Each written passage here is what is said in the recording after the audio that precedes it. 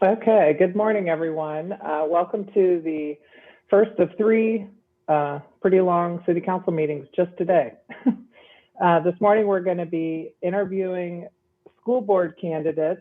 And at our meeting this evening, we will actually make the appointments for these school board vacancies. There are 3 seats that are vacant, and we have 7 folks that we're going to interview this morning. 3 of the folks are serving currently on the school board and are seeking reappointment. So just to walk through a little bit of how this process will work, we have, and I'm looking at my agenda over here, we've got a time slot for each candidate. We're going to begin with Peyton O'Connor and move through the list. We've set aside about 25 minutes for each candidate. Council, I'll kick things off for each of the interviews, and then I'm just going to ask each of you if you have any questions for the candidate, and that will be your opportunity to ask a question. Given the timing, we may or may not get through everyone's one round of questions, but we'll see how it goes, and there may be an opportunity for a second question, or if someone doesn't have a question one round, however that works. There's no requirement there. Okay, so I see that we have Peyton here, I believe, but the camera is off. So Peyton, if you want to turn your camera on, we're ready to start with you unless anybody has any questions before we begin. We're good. Okay. Welcome to our virtual city council world here. And if you could just begin by telling us a little bit about yourself and why you're interested in seeking a spot on the Asheville City School Board, that would be great. Okay, hey everybody, I'm Peyton O'Connor. I currently work as the Recreation Services Director for Buncombe County. I've been in Buncombe County since 1985, so I'm not native, but close enough. I have kind of a history of civic participation, and this seems like a good opportunity for me, just based on an incredible amount of investment in the school system. I've got 5 kids, 11 being the oldest, 10, and then I have 2 4-year-olds and a 3-year-old. So Asheville City Schools in particular has become incredibly important to me. I moved into the actual Asheville City Schools district about a year ago, and we're starting the process of getting everybody enrolled in the school system. So excited about that transition and wanted to hopefully invest some of my talents and experience just based off of how heavily we're going to be utilizing that system as a family. Okay, and I'm just going to move it. Well, let's see. First of all, does anyone want to start? Does anyone have any questions for Peyton?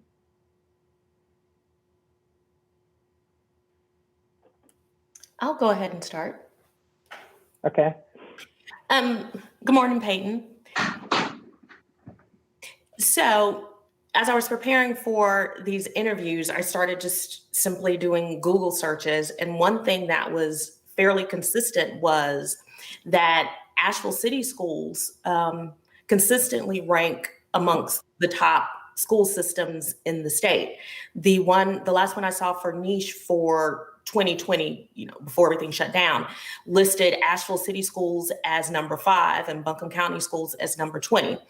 But on the ground, one would never know that. So I'm wondering, first, what do you think counts for the disconnect?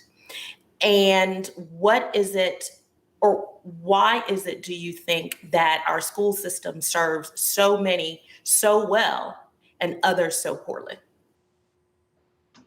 So similar to you, I've also been doing a lot of Google searches. I'm not sure if I have a full understanding of that, because what I've encountered is a lot of divergent viewpoints, even among those that are being served kind of the best by Asheville City school systems, as opposed to those that are kind of falling victim to some of those achievement gaps that have been the subject of so much controversy and news coverage recently. I think the school system is very well poised to serve those that are looking for kind of a traditional education well prepped from the start and carrying them through the end with kind of that traditional track of primary to secondary education. Where it seems to fall the most behind is providing those that are within marginalized and minority communities with access not only to the educational tools that they need, but kind of the foundation for education. So make sure that they're prepared when they start learning. Again, I'd say that's a third party perspective and trying to understand a lot of it. But there does seem to be a need for a lot more focused conversations on why is the school system ranking so well, but there's these clear performance issues, and why are we not getting more information about where those performance issues really lie? Because in trying to understand that more, it did seem that a lot of the information that I could assess was people at the top end of the school system complaining about services, or there was a lot about the closure of the or potential closure of the primary school. So I think it's difficult to understand that, and there's several divergent conversations that are going out there that kind of cloud the waters, but that's my initial perception kind of stepping in. Thank you. Gwen? Thanks for doing this, Peyton. We really appreciate it. Just applying is tough. So Peyton, you and I have worked together on several boards, et cetera. But you work for Buncombe County, and Buncombe County supplies all the funding for the school system. Have you had conversations with the manager of the county or folks like that to talk about if there's any sort of conflict of interest that would come with the fact that your employer is the only funder of the schools? I have. I actually notified my manager, which is one of the assistant county managers, before I ever put in the application. So they're very well aware. Obviously, this isn't going in secret as much news coverage as there's been on the topic, but they're aware of that. I think I serve in that role already. I mean, as you're aware, with like the MPO and the Sports Commission, I am making some decisions or weighing in on things that will impact the county's bottom line. I think they understand it very well from kind of the legal right that I have as an employee to engage in civic participation. And they did not identify any conflicts in terms of conflicts of interest, because the real nature to the answer to that question is that I'm not making decisions that impact me personally. And I think as long as I make that distinction, which hopefully I would make that distinction regardless of my role with Buncombe County, I think that I'm on the up and up. And obviously that's something that I understand could make me unfavorable at times, but that's a decision that I would rather be engaged in the local community rather than have to step out of that, because I feel like I've developed a lot of talents and experience that I've always developed to help the community. So I don't want to have everybody liking me or being in favor of the decisions I'm making really impact that. I mean, that's always the risk that I run.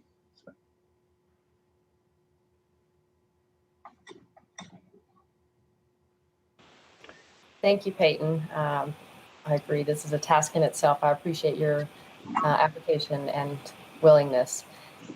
We touched on a little bit about the primary school, and I'm curious what your position is on that school and perhaps the reprogramming of pre-K and just where you're at on that subject in general. I can't decide specifically. I think the biggest thing that I've not seen a lot of information on is the condition of that building, the potential sales revenue. Is it something, and from everything I've seen, it appears to be setting the school system up to overcome a very short-term deficit, but I don't see the long-term plan for financial sustainability and viability moving into toward the future. My biggest concern is that that's an incredible asset for the city school system to get rid of at this time, and one that's only going to appreciate, especially with the value of land in Buncombe County. I think in digging for information, one thing that I saw is there's not a really good framework for decision making with the Asheville City School System. The one thing that they're missing is a current strategic plan that carries them beyond 2020. And without having a lot of those frameworks for decision making, I think it's hard to say, okay, this is a great idea to sell the primary school and move in this direction.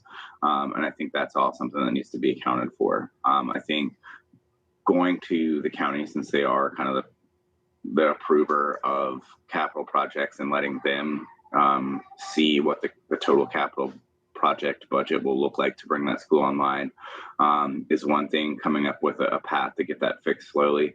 But from publicly accessible information, I don't think that there's a case right now that says we have to close this school. I think that's something that the community really wants. And if that's the decision that needs to be made, from everything I'm seeing, that needs to start back at the very beginning and kind of justify that process. One, what's the gain for the school system by selling the asset? What's the loss for the school system, and how are they going to deal with the displacement of students that are coming out of that facility? Three, how are they going to replace that land asset? Because that's a centralized land asset that they're not going to get back, and is probably going to cost more in the future as the school system tries to expand. And really, what does it look like from a financial standpoint to go from start to finish and bring that building back up to where it needs to be completely functional? And what are the real issues, and are there ways to make that process more transparent so the community can see if they agree and if they align with what's being presented?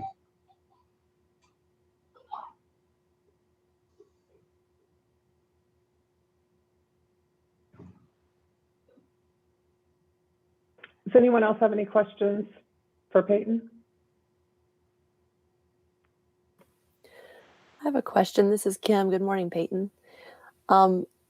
And this comes from a conversation that I've had with a longtime educator. So have you had a chance to review the Asheville City Schools racial equity report card?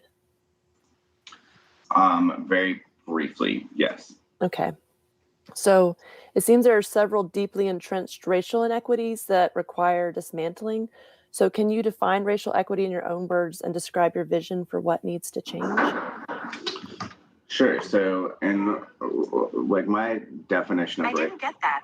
Try tapping above to. Sorry, I tried to move my phone and Siri wanted to answer for me. My definition of racial equity is not that everybody has access to the same thing, but that the school system is basically functioning from start to finish and producing the same outcomes for all students. In terms of, let me just make sure I'm answering your question correctly, like making moves toward kind of closing those racial equity gaps. I think the first thing that I've really seen is coming up and aligning everything with some kind of long-term framework and plan about how that looks, because I do think if you take off small bites and don't move in any particular direction, those intentions are well aimed, but the results are going to be less than fruitful. I think meeting students where they are, rather than focusing everything on in the classroom and expecting teachers to bear the brunt of making those racial equity improvements, and understanding where are those gaps in our community. Because I think if we look outside of the school system, the racial equity gaps that we're seeing on that report card are not necessarily isolated to the school system. So are there improvements that we can make at a community level? How can we resource the school system to provide and close some of those gaps with what does it look like for access to food options? What does it look like for access to transportation? What does it look like for access to familial support systems that would enable those students for success? But I don't think merely focusing on the school system and on the teachers is going to produce great results. I do think it's a larger, more systemic community problem, and it needs to be addressed as such. One of the frustrations that I have in dealing with issues of racial equity within working for the county, within doing civic involvement, is that everybody tries to deal with each racial equity gap like it's something specific to that organization, and not like it's a wider systemic community issue. So in addressing that with the Association of Educators, I really think that backing up, looking at a larger approach, looking at how the schools can be a source for provision of resources to really fill in those equity gaps and create that foundation for a future that takes these students through success at the end of their education or transition into secondary education would really be the way that I would look at that approach. Thank you. Thank you.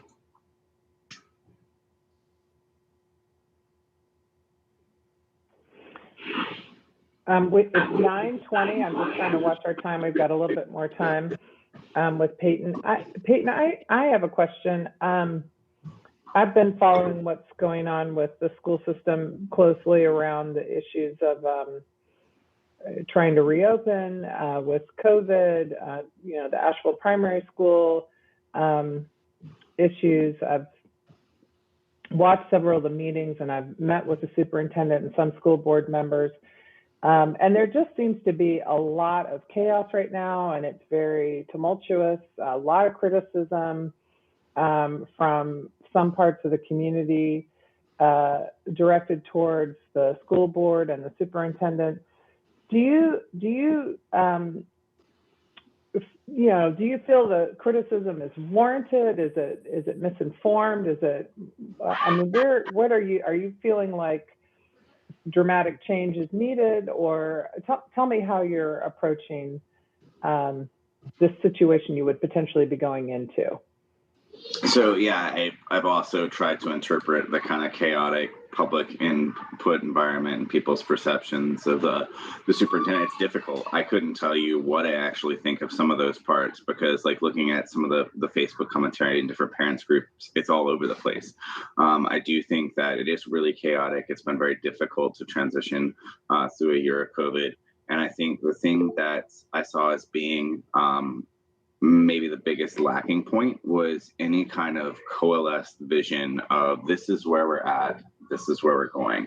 From a financial standpoint, I was not able to understand that the school system has a good benchmark for this is where we're at today. These are the financial problems that we have, and this is our outlook beyond the next fiscal year. So I see like that without that kind of planning, they are kind of creating a chaotic environment that lacks transparency, maybe not by intent, but by function, and really prevents people from understanding the direction that everybody's trying to go into. I don't think that going into any organization and starting with dramatic change, especially as a new member, is a great answer. But I do think that taking that feedback, assessing that feedback, and really working toward some type of coherent plan is the answer for the school board. The single point that I found kind of most confusing and a little bit unsettling was that lack of any kind of future plan that the school system can point to and say, this is us in 5 years. And I think if you want to calm down a lot of the criticism and bring everybody on board, I think that should be a major effort that's engaged and driven kind of by the school board, so that they can say, hey, this is where we're going in 5 years, and we understand there's a lot of criticism, but this is the path that we're going. And the nice part about that strategic planning document is that it allows you to set a 5-year path, and it allows you to funnel that criticism and toward a vision of the future, and to create that in kind of a transparent nature. So I think that, along with enabling the school system to use some tools like a racial equity framework on existing policies, because I understand that the desegregation policy is also something that has created a substantial amount of conversation, but doing that in a very transparent, accountable, making sure the meetings are published well in advance and that they're done at a variety of times when everybody in the school system has the opportunity to comment. That's kind of coalescing most of the feedback and most of the criticisms that I've seen.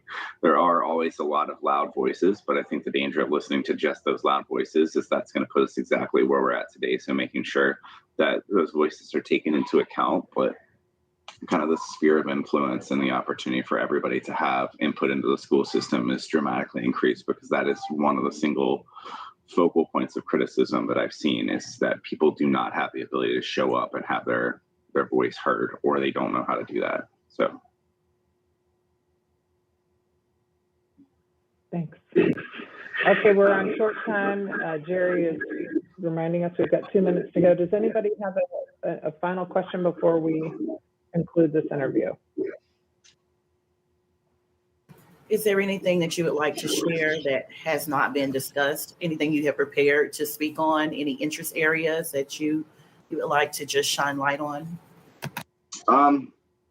I think the biggest thing for me is I don't come from a purely educational background. I am really interested in how the school board functions from an organizational standpoint, and from a long-term planning standpoint. I feel like that's kind of the strength of my skill set, and where I feel like it would be really interesting to be involved, because I've not gotten to have that kind of long-term outlook on a purely non-work community focused kind of project. So that's where I feel like I fit in terms of anything else to say. I've actually really enjoyed the application process. This has been like a very quick learn on how a school system works. And more than anything, it's kind of opened up. There's a lot of information that I don't know, but all of it's intriguing. This is a completely different kind of venue for community involvement than I've been involved with in the past. And it just flows completely different. And people are so much more impassioned, because this isn't a sidewalk or a road. This is their kids' future. And that is exciting to me, just because I understand the importance of what that is for my family. So I appreciate the opportunity to apply. I appreciate the structure of the application process and everything that's gone into it. I know that y'all do not have an easy task in front of you today. So I just hope that everyone's nice to you no matter what you pick.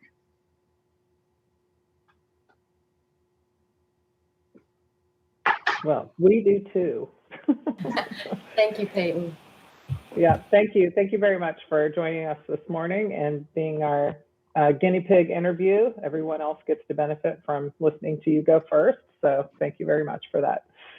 All right, we'll see you later. Thank y'all.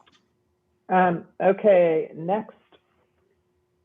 I'm having a little trouble with my mouse this morning. Let me make sure I got it. All right. And I saw George Seberg join us, and George Seberg, that's good, because George Seberg is the next candidate. So I'm looking around my screen. George, if you're ready, you can turn your camera on and we'll begin your interview. Hello. Yes. Hi. Okay, so you're the second of 7 interviews this morning for the Asheville City School Board. Again, for those who are watching or just tuned in, we'll be doing these interviews this morning and making these appointments tonight at the City Council meeting. So George, welcome. And if you could just begin by telling us a little bit about yourself and why you're interested in applying for the Asheville City School Board position. Yes, thank you. Good morning to everyone. I'm honored to be here and grateful to be considered for this position. My name is George Seberg. I'm a 20-year resident of Asheville, former educator in both the private and public school system, urban and rural schools. I am a former business owner in Asheville City. And then I have 2 children who are lifelong Asheville City School students, a daughter who's a sophomore at Asheville High School and a daughter who's a 7th grader at Asheville Middle.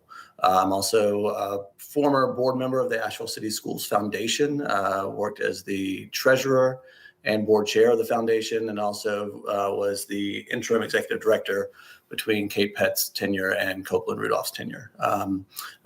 Fiercely passionate about public education and about our city and about how the school system functions within the city and best supports our students and therefore the community as a whole.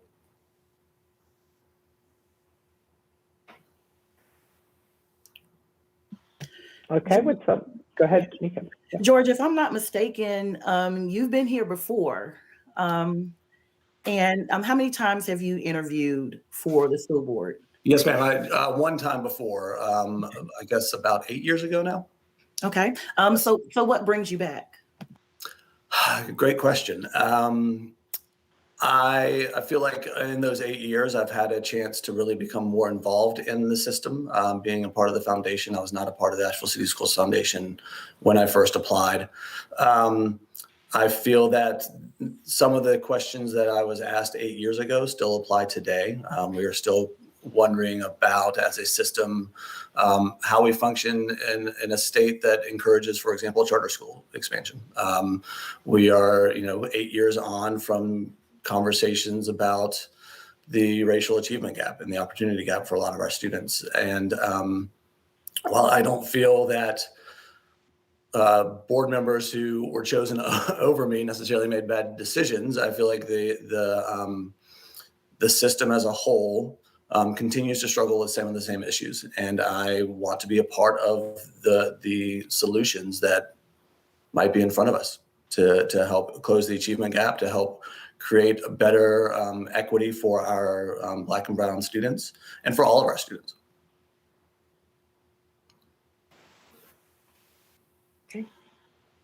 Go ahead, Sandra. Okay. Hi, George. Thank you for being here this morning. I'd like to ask you a question. Do you have any particular ideas of how or things that you feel that we could do to help, improve that achievement gap? Do you have any, that you have particularly? What would you do to initiate that change? Yes, that's a great question. And of course, it's something that we've all, the city, the district, principals, superintendents, teachers, families have all been asking about and have had have true passion around. So there's not a silver bullet. I think, first of all, from the 3,000-foot perspective, we have to acknowledge that school systems and lots of city systems are inherently racist and have been constructed in a way that supports families with privilege and students with privilege.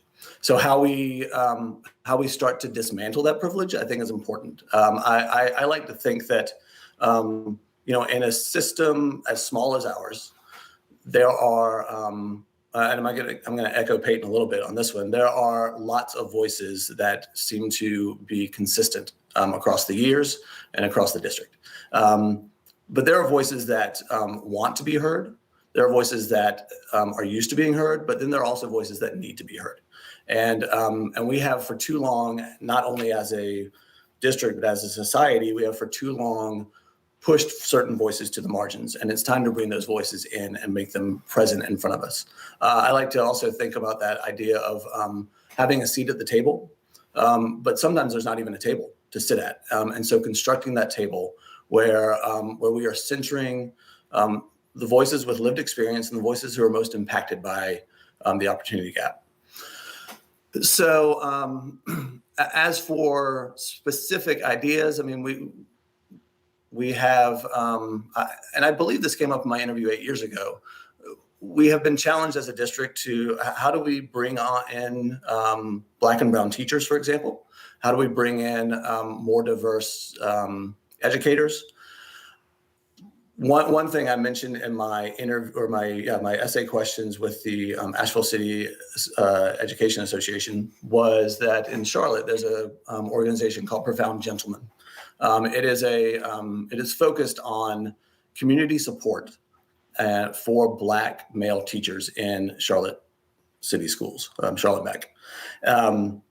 They have outside programming. They have outside classes and social events to help support teachers in a system that might not otherwise support them. And I'm not advocating for a program like that only for Black male teachers, but I am advocating for programs like that support teachers who are from marginalized communities. So Black and brown educators. There are programs out there across the state and across the country that we can use as models to help support bringing in teachers who look like some of our students. And for too long, we have had teachers who don't look like a lot of our students. So that's one way. I think that the pod system that's being used right now could be a game changer. I read an interesting article as COVID was first starting about how we have this opportunity when we get out of the pandemic to radically transform how the education system looks and how it works. And if we think that after the pandemic is over, if we just are going to go back to the way things were, then we're doing a huge disservice to our students, to ourselves, and to our future. And so we have this opportunity to radically transform how we do things. Pods is the start of something like that, where we are meeting students where they are, as opposed to forcing them into places where they might not want to be. So those are a couple of small examples. Thank you. Thank you. Mm-hmm.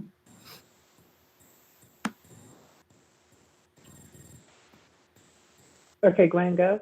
Thank you. Thanks for being here today, George. I appreciate it. Have you had a chance so we know now that the school system had to dip into their I don't know what they call it in the school system, but kind of their general fund, into their reserves, to fund this year's budget. Have you had a chance to kind of get a sense of of what the cause of that was, and what are your ideas about how do we fix that? Because it's obviously not a long-term play to just keep dipping into reserves. Right. It's a good question. I appreciate it. I'll be honest, I haven't had a chance to dig into what the cause is.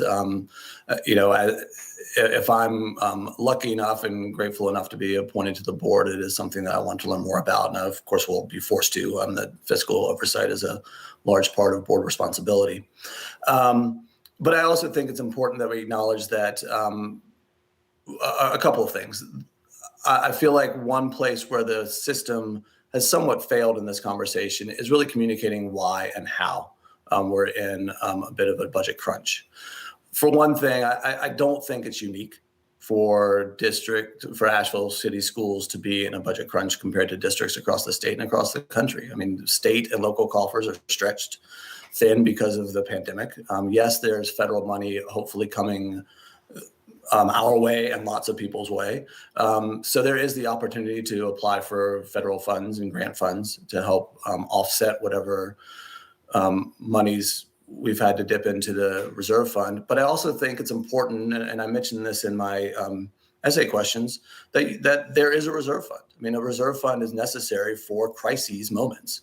And we are in the middle of a national crisis. It's not just a local school board crisis. It is a national crisis. Is it, as you said, is it a long-term solution? No. But I also think that the system and central office hasn't done the best job of communicating out. This is where we are. This is why we're here. But there are ways beyond it. So again, it is something I do want to learn more about, but I also feel like the communication hasn't been the best around that.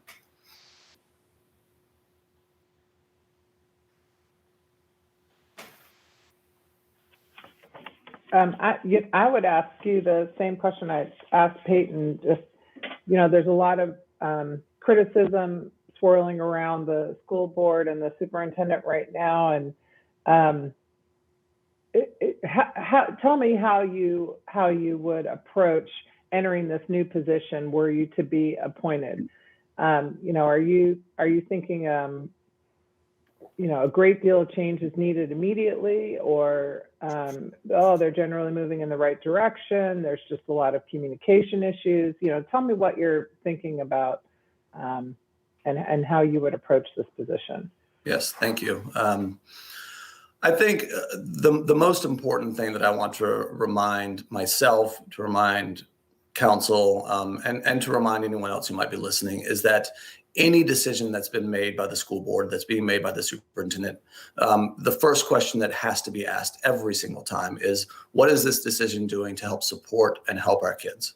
And all kids within the district, not just a select few, not just the children for whom the system has worked for a long time.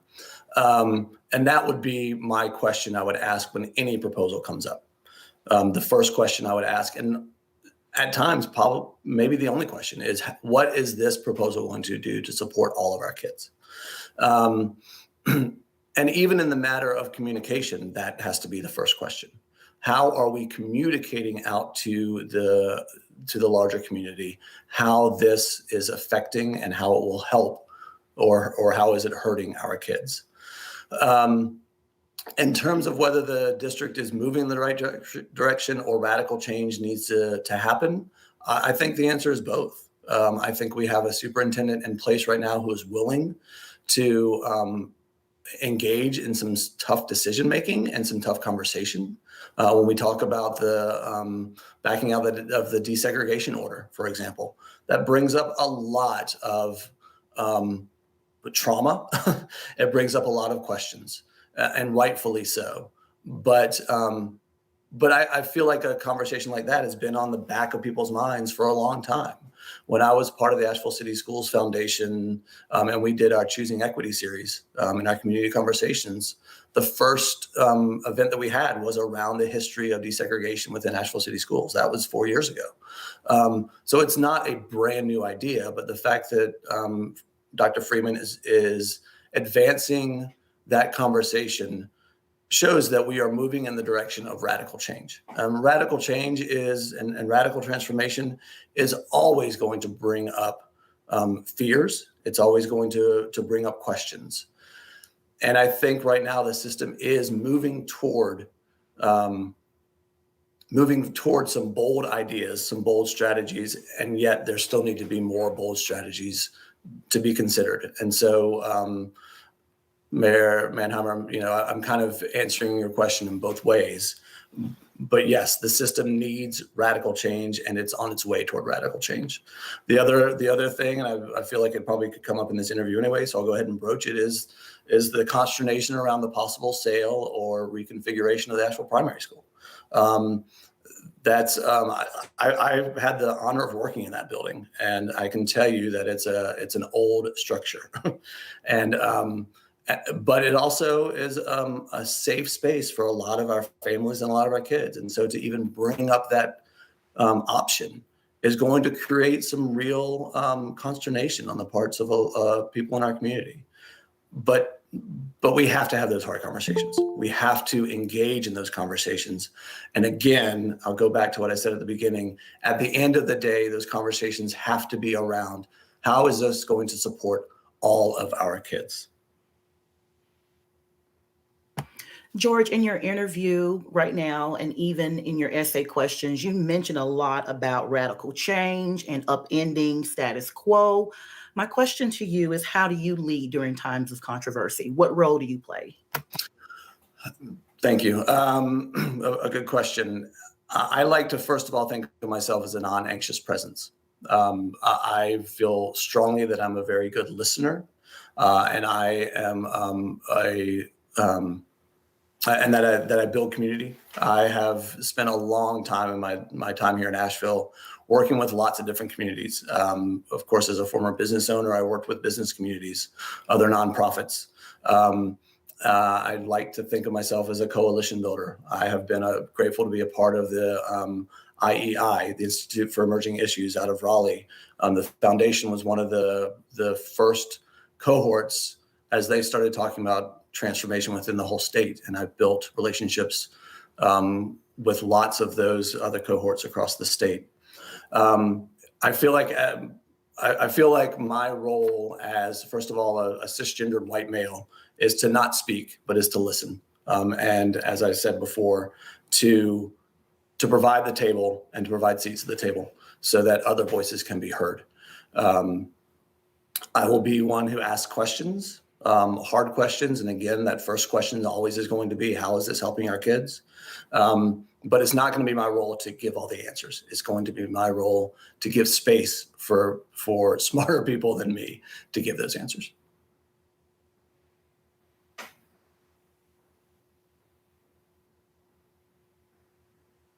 Any other questions for George? George, this is Kim Roney, and I wanted to say thank you for participating in this process. I have a question from an educator that's been working in our system for many years, and it's around what indicators will you be looking for to inform you about the effectiveness of the decisions that you're making, or where adaptation is needed? That's a great question. Thank you for whoever asked that.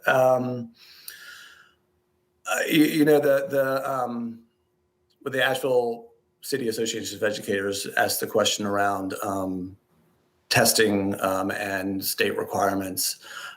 It brought up something that even back when I was doing my master's work, conversations around standardized testing, conversations around the kind of data that are gathered through standardized testing. And I think data are important. But for too long, we've been relying on a certain type of data that's been, that doesn't necessarily paint the full picture of what's happening in the district and in our schools. So while I think it's important to look at the numbers, for example, of suspensions or referrals to the principal's office that are happening in Asheville Middle School. I remember a really important school board meeting a few years ago when April brought up some data that I don't think the school board had ever seen before about the huge disparities with children of color and their suspension rates. So that kind of data is extremely important. But also the voices and the narratives of the families in our system, and the voices and the narratives of the families that for too long have not been brought to the table. And I'll go back again to that thing I said at the beginning, that some people want to be heard, some people are used to being heard, and some people need to be heard. And so so we have in one hand the data that can show certain trends, but then also the narrative. I also want to point out, because this question came from a teacher, that teachers' voices need to be a part of that. Teachers are front and center every day with our students. They know truly what's going on. And teachers, principals, support staff as well. They really can bring, they can help fill in the gaps around what the data are showing with the true narrative about what's happening in the classrooms and what our students need. Thank you, George. Mm-hmm. We have about 4 more minutes. Anyone else have questions? Ms. Griffin, you can turn your camera off until it's your turn to be interviewed. Does anyone else have any questions for George? Okay. I don't have any additional questions. You answered mine as you were speaking, but thank you for being here and for being willing. I appreciate your time this morning. Thank you. Jerry's telling me we are out of time. Okay, I appreciate it. Well, thank you very much for participating in this process. And as I keep mentioning, just to remind folks, we'll be making these appointments this evening. And so stay tuned. We're going to move to Ms. Griffin for our next interview. So again, thank you, George. Yes, thank you. Thank you all. Have a great day. Okay, Ms. Griffin, we're ready for you.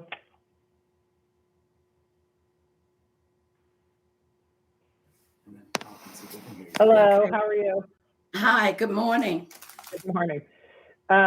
We're on our 3rd interview this morning. This is Ms. Griffin we're going to be interviewing. Welcome to our virtual council meeting here.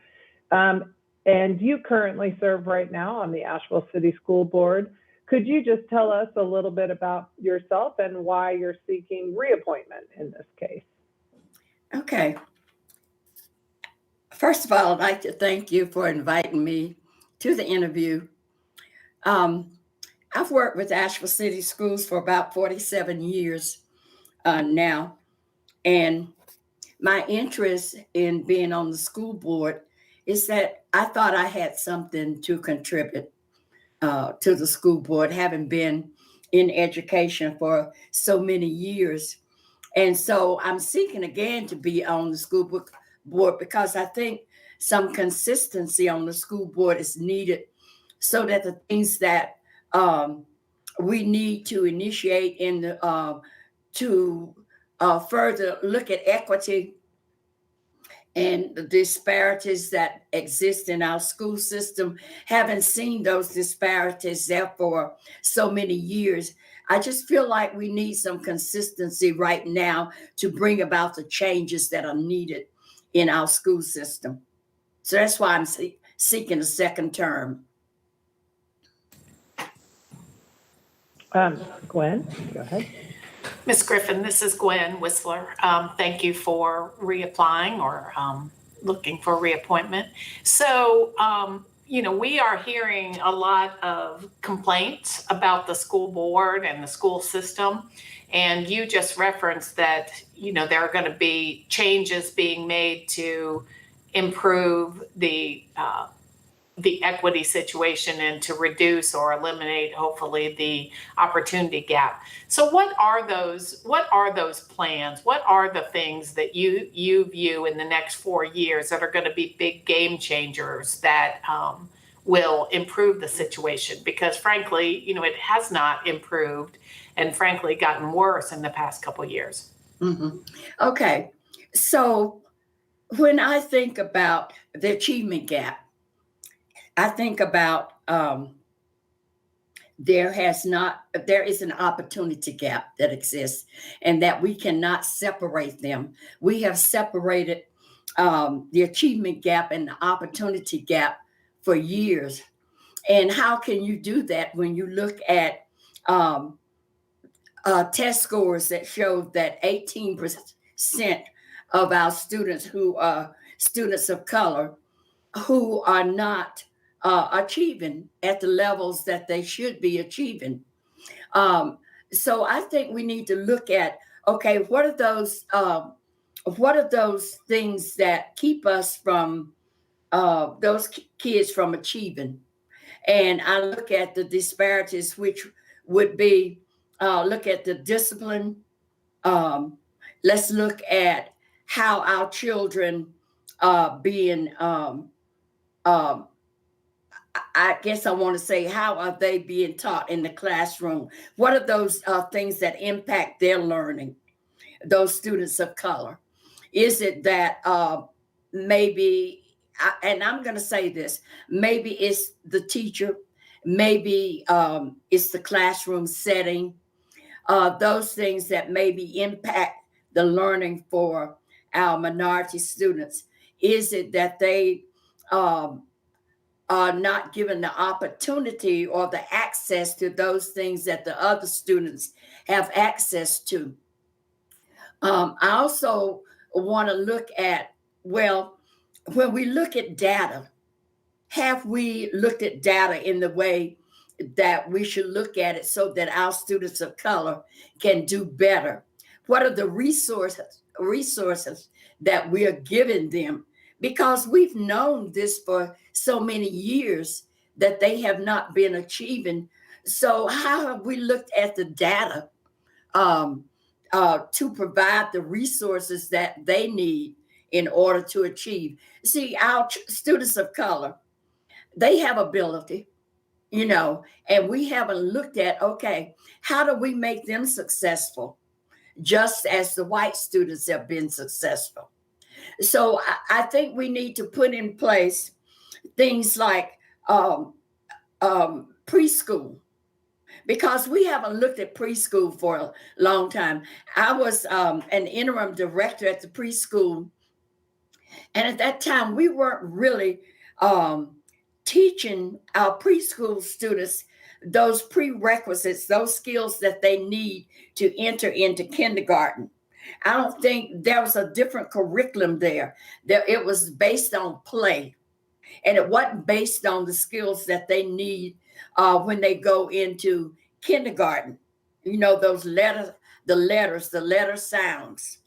How do we put letter sounds together so that they form a word? So we weren't doing that in our preschool program. So now I think we need to look at that, look at the curriculum for preschool students so that they are ready to go into kindergarten and they have those skills that they can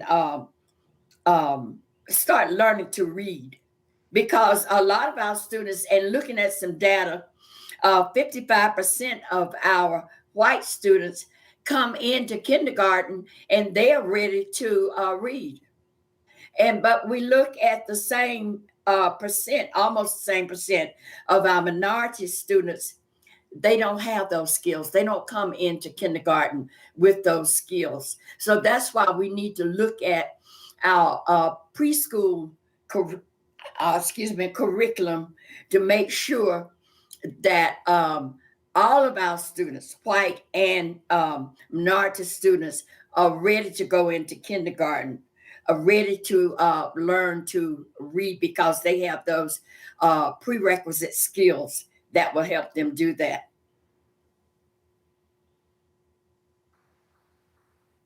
Antoinette?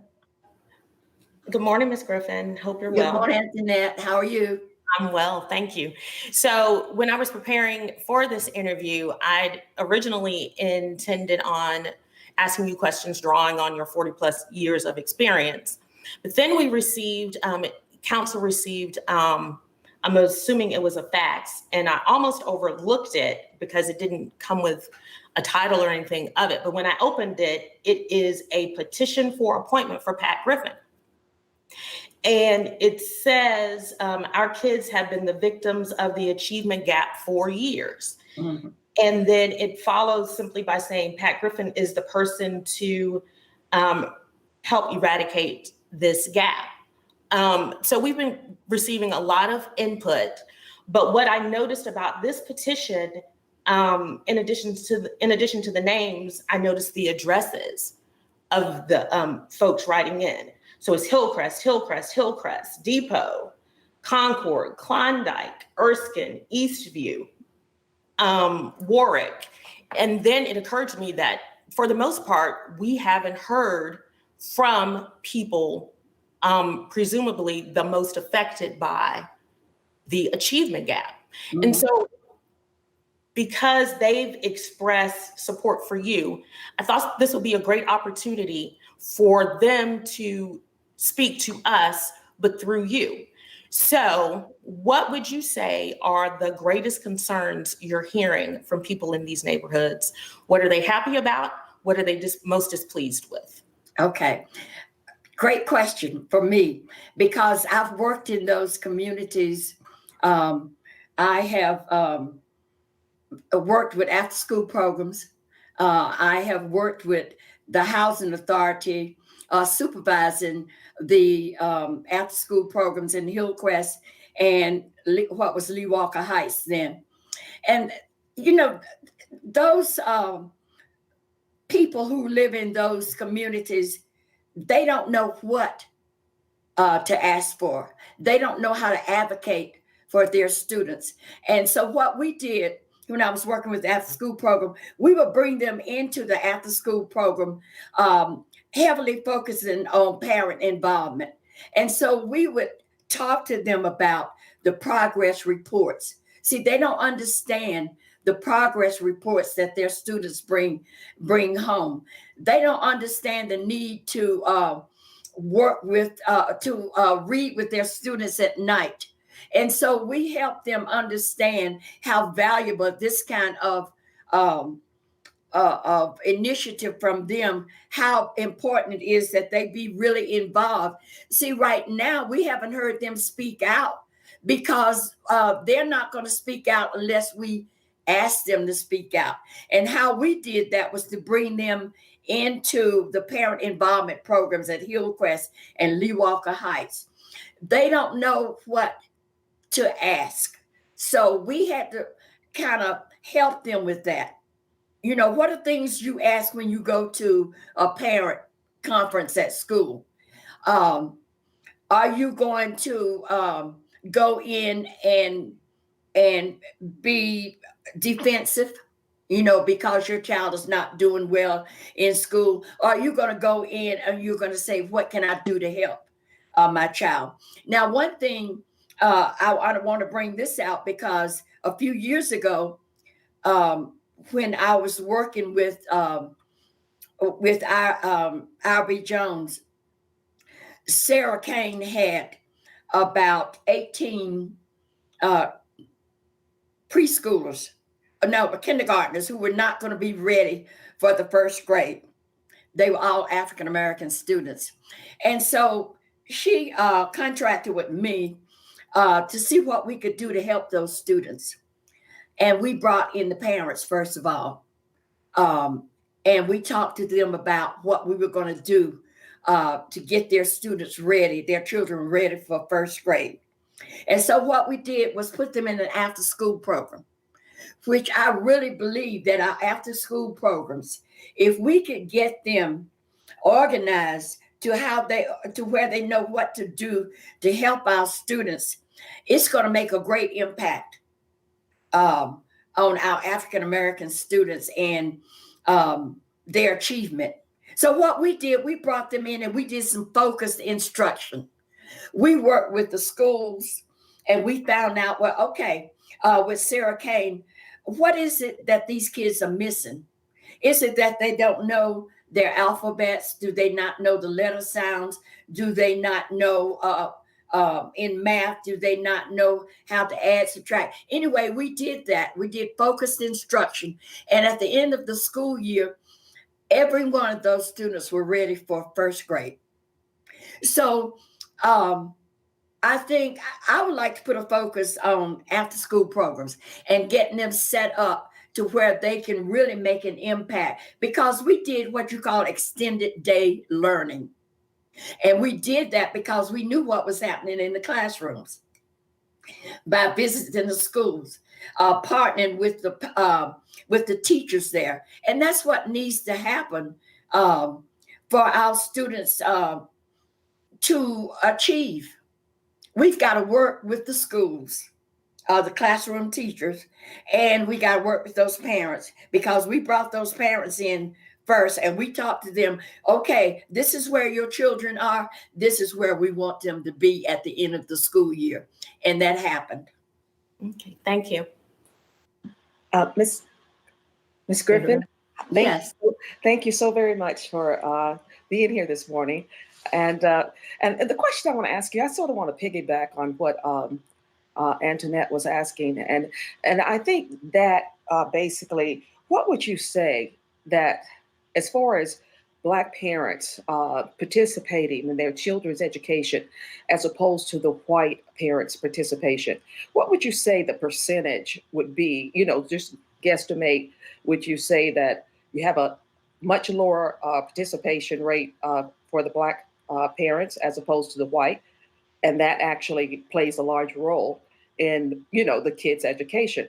And I like the program that you spoke about, and I'd like to know, when was that program? When did you do that? And is it any way they can actually sort of make that a program for all kids, you know, especially kids with challenging backgrounds? Because you saw how successful that was. And so that, to me, is an example of something they could put in place and automatically, you know, will provide the results that we're needed. Because what is happening here with our Black parents is they're all struggling to make ends meet. Unfortunately, in this society, it's basically some systemic thing.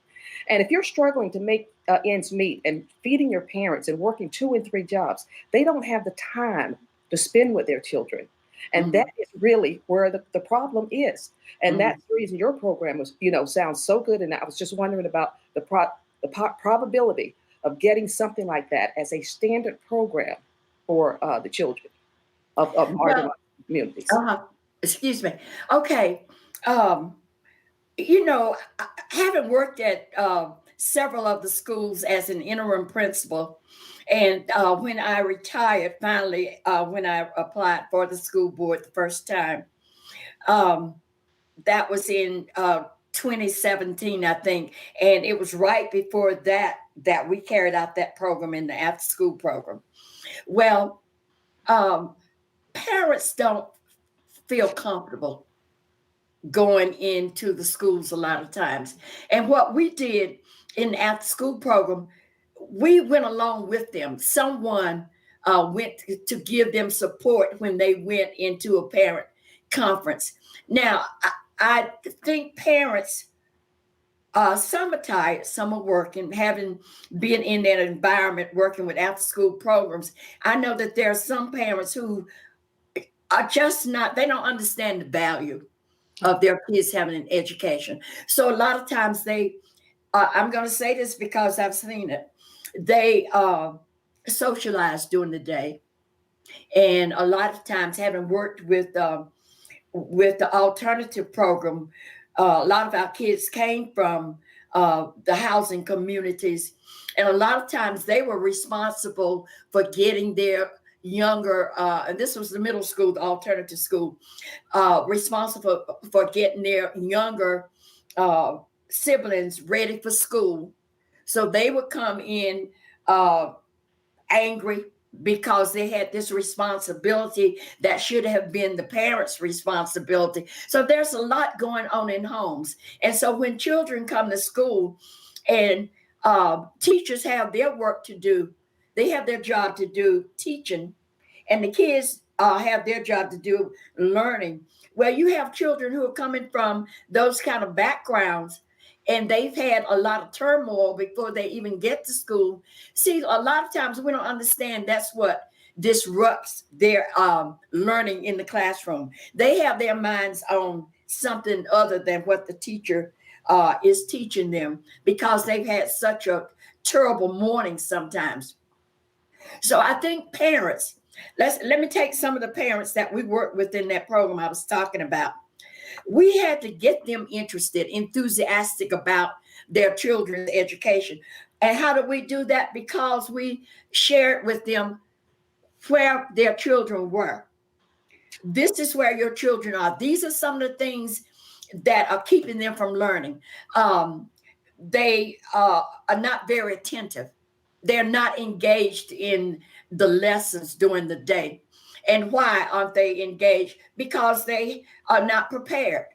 They don't have the prerequisite skills that they need to be involved. You think you speak English and you're in a French classroom where everybody's speaking French. How would you feel? So our kids are so far behind until when they come to school, it's hard for them to catch up. So I'm thinking about this. Okay, so where we are now with the pandemic and kids are going back to face-to-face learning, where are we going to start with them? The benchmarks that we had before, they're no good now. So we've got to come up with new benchmarks. We've got to do some assessments of where the kids are now. And so then we've got to start where they are now, set some benchmarks to where they need to go, assess them along the way. We can't wait a long time before we assess them. We've got to do some assessments that are meaningful so we can keep moving them along. Okay, when I taught reading at Claxton, my 4th and 5th graders, we knew where we needed to be as a 4th and 5th grade student. So I would help them. I would tell them, okay, your test scores say you are right here now, but this is where we need to be at this time of the year. So and then we knew what were the skills that I needed to teach them.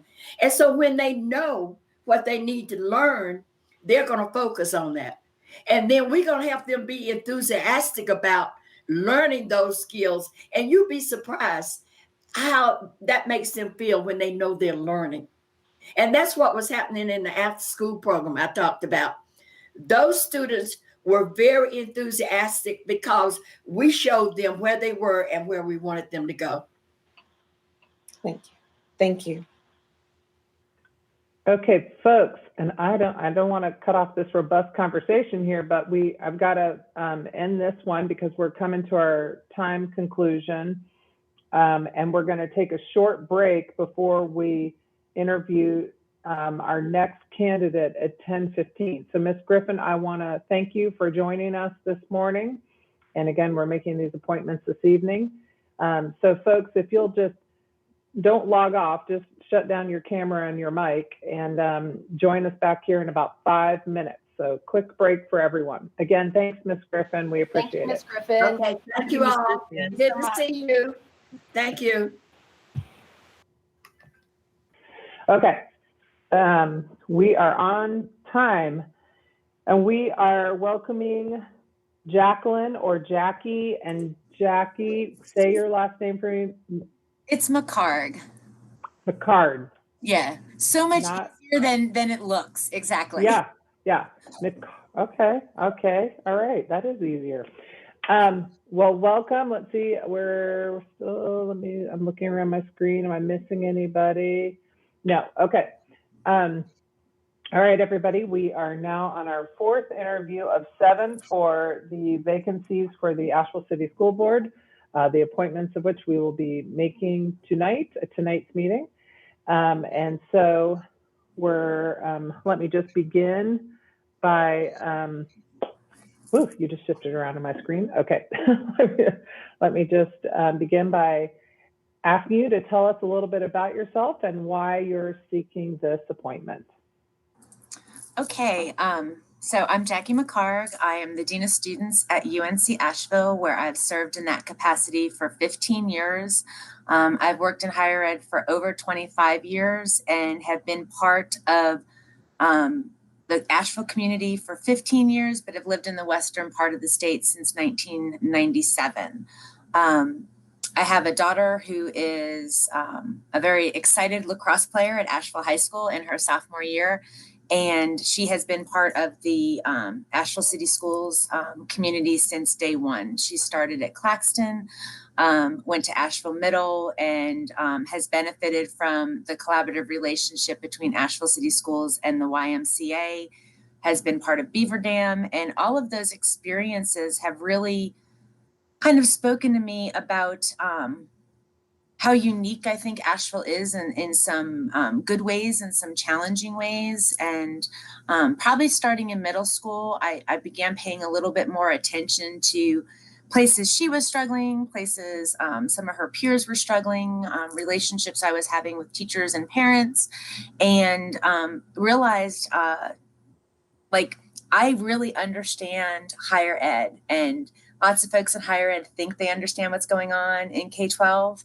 But once I was part of K-12, I was like, oh, this is really different. And I've really enjoyed trying to understand a lot of those relationships better, a lot of how we truly build and grow children from day one in our school setting. I'm a huge advocate for the traditional public K-12 environment and the gift that brings to every community and the potential for every learner in that community.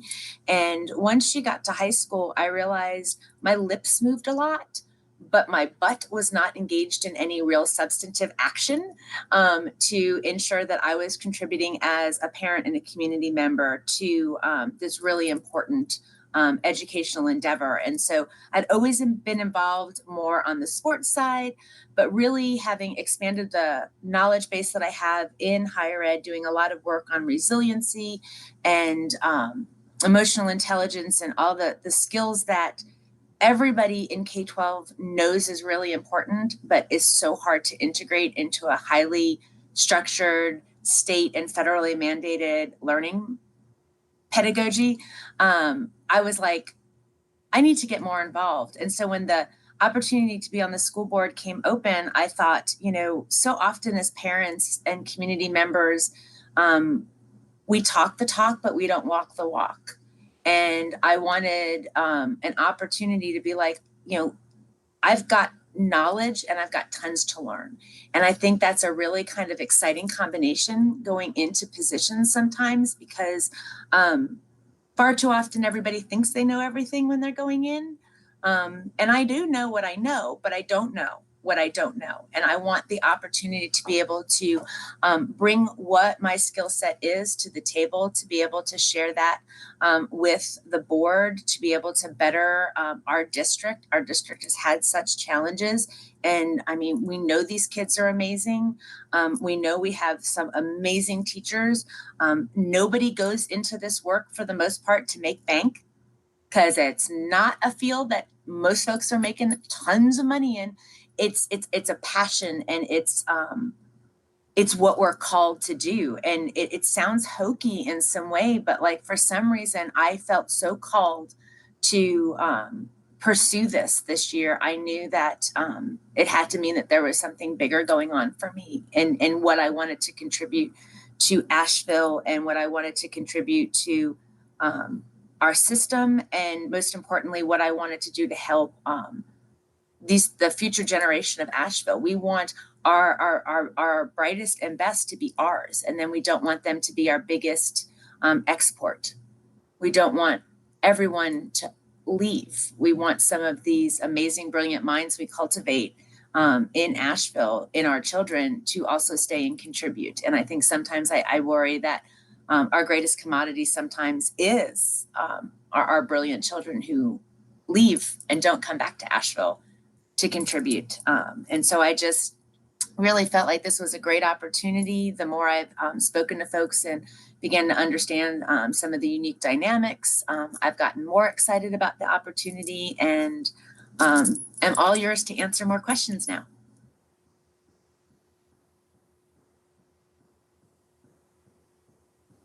Who would like to start?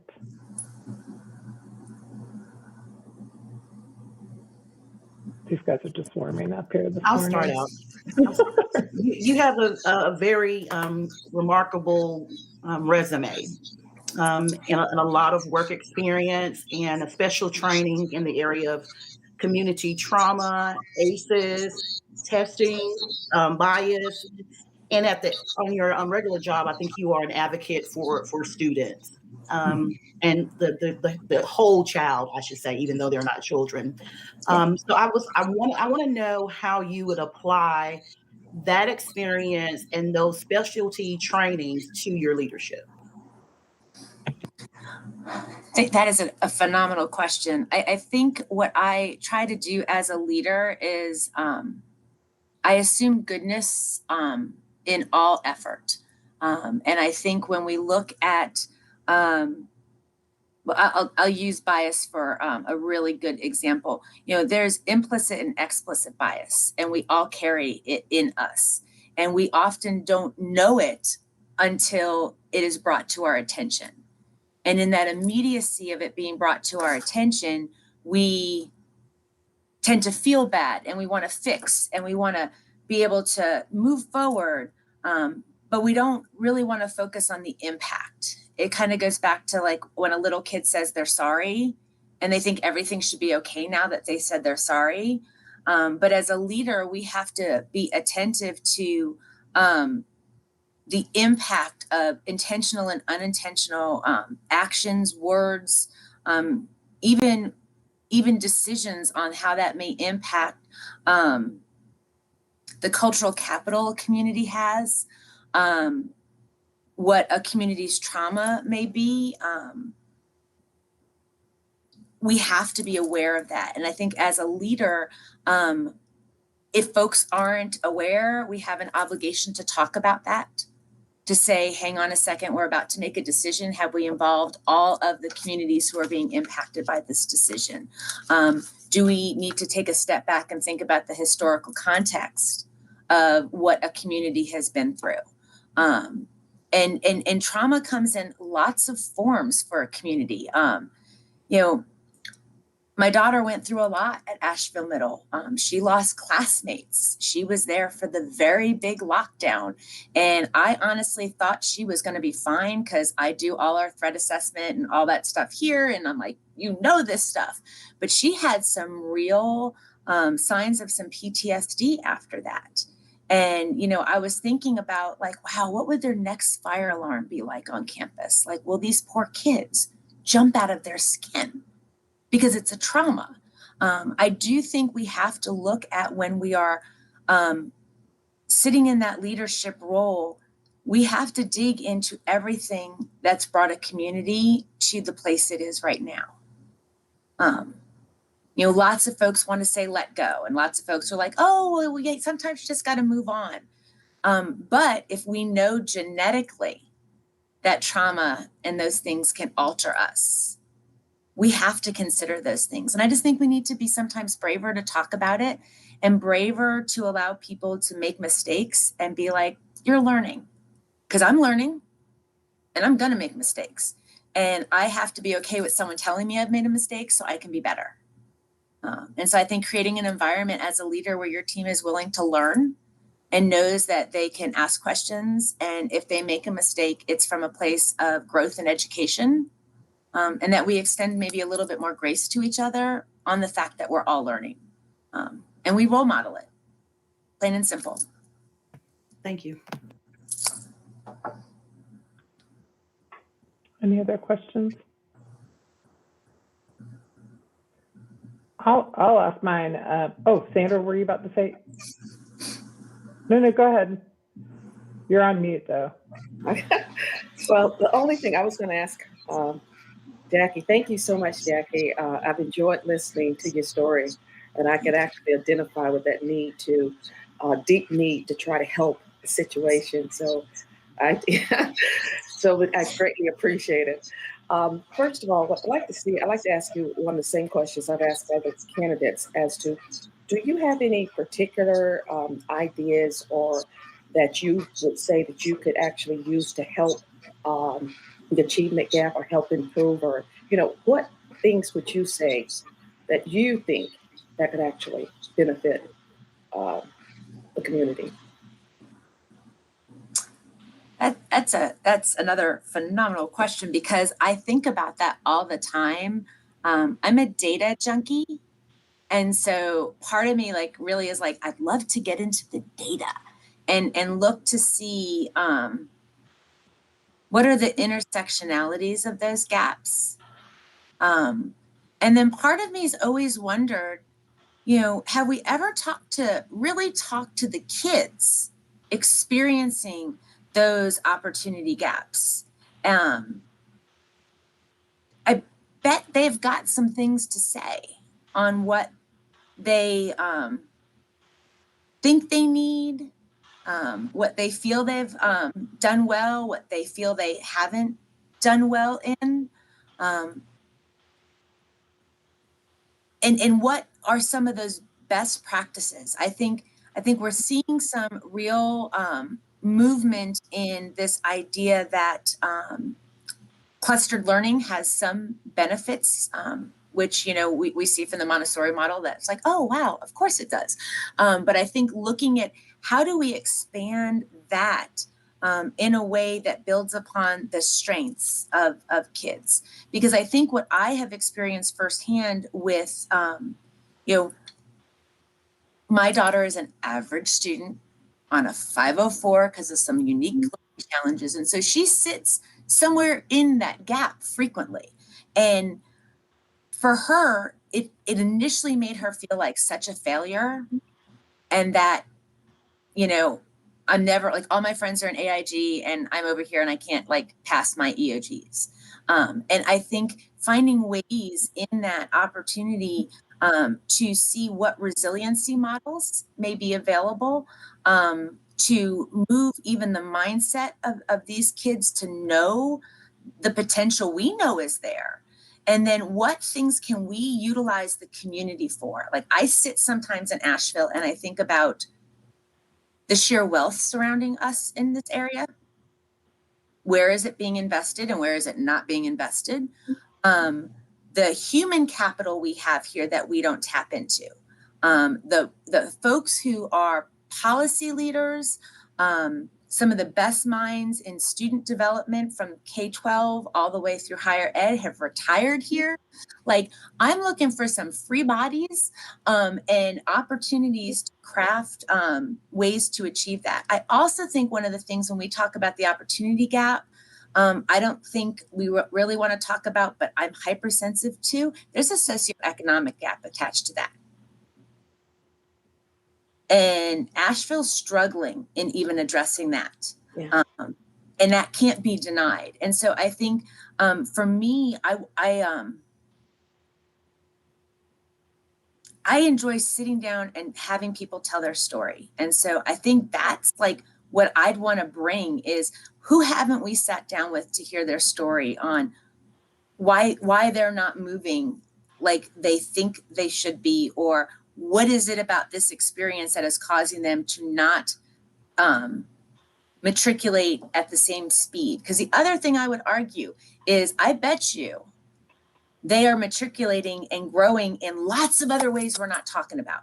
Mm-hmm. That are equally as important, but we're centered in on this. And there's got to be a way to play those two strengths against each other. And so I think that's just really important, because we have to fix it, because I have watched all the time and effort every single one of you in the rectangles have invested in this, and every teacher, and the sheer frustration to not move that needle, I know is crushing. And I think we just have to look at everything, and we have to be okay with letting go of some things. I think that in tight budgetary times in higher ed, I have had to learn to exhale and breathe out things I loved and owned, because they were no longer serving our students. And I think, that's the other capacity of leadership, is being able to do that and be like, sometimes we have to exhale some things out of our wheelhouse that are not serving, and create something new, or refocus and fix something that may not be broken, but slightly out of alignment. Thank you. Thank you.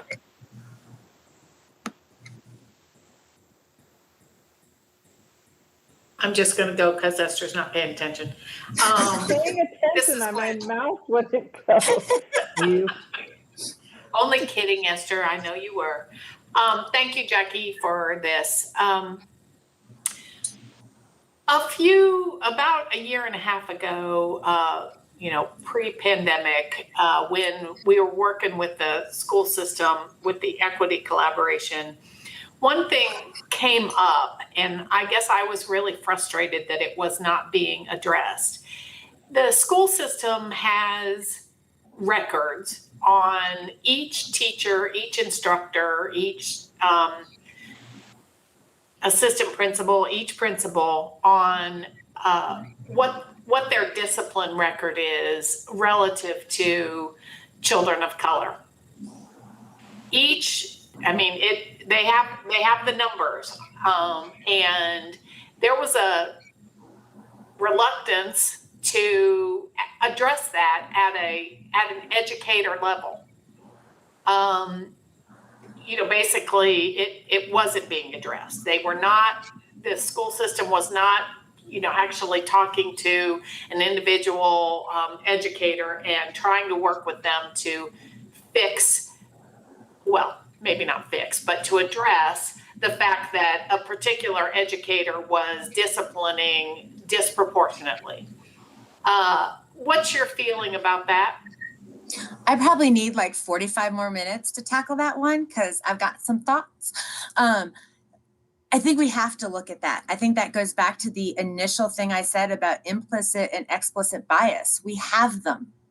We also, none of us come to the table with all the skill sets to effectively have interpersonal relationships with everybody. We like to think we do, but we don't. And so there's learning that has to happen. And there's an awareness that has to happen where we have to create an environment where people have to be able to say, yeah, I get really uncomfortable when I am having to address behaviors that are of this type, because we all have baggage. We all have those things. But I think you can't deny the national data that shows that there is a fear of Black men, from police all the way to everybody else. The irony for me is I have never feared a Black man. I have feared groups of white men on dark streets and things like that way more. And I think we have to talk about that. We have to talk about it. And I don't know where we lost the ability to have dynamic dialogue about this and where that comes from. And for me to be able to say, like, hey, I need more information on how to work with students of a certain population, because like I've never had any experience really building relationships with that population. Well, awesome, let's work on that. But my daughter has told me that she had a teacher she knew was highly, highly intimidated by the students of color in her class. And that broke my heart, because I'm like, why? Because they're smarter than her? Like, what's the deal? Like, where's the intimidation coming from? But like, if a kid who's 11 can pick up on that, those children in that class can pick up on that. And their lens is different. Their lens is, why am I not getting called on, or why am I getting called on all the time? Why am I able to sit here and I don't do anything, but so-and-so in the corner does all this stuff, but I'm the one? That eats at the very soul of our children. And we think they don't notice that, and they notice it. And so we have to have comprehensive training for our teachers and our staff. And we have to hold people accountable if they are unable to create an inclusive, equitable environment. And that's the biggest HR thing we're terrified of in any field. But that's real. That's just as damaging as anything else. And so I think we have to look at that. To not look at that, I think actually contributes more to the abyss between our students achieving like we want than anything else. Because now you're not talking just about grades, you're talking about their humanity and their wholeness. And in the end, I think that's even more important than anything else. As soon as a student feels less than, everything in their life feels less than. So I think we have to look at that.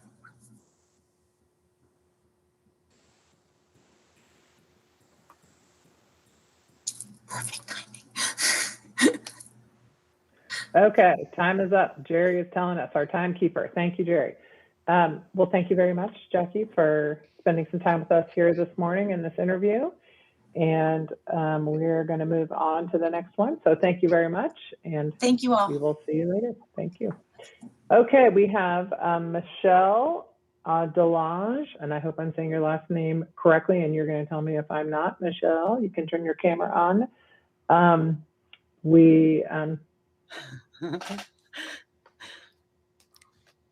there you are. Hello. Hi, welcome to the Asheville City Council School Board Candidate Interview Meeting.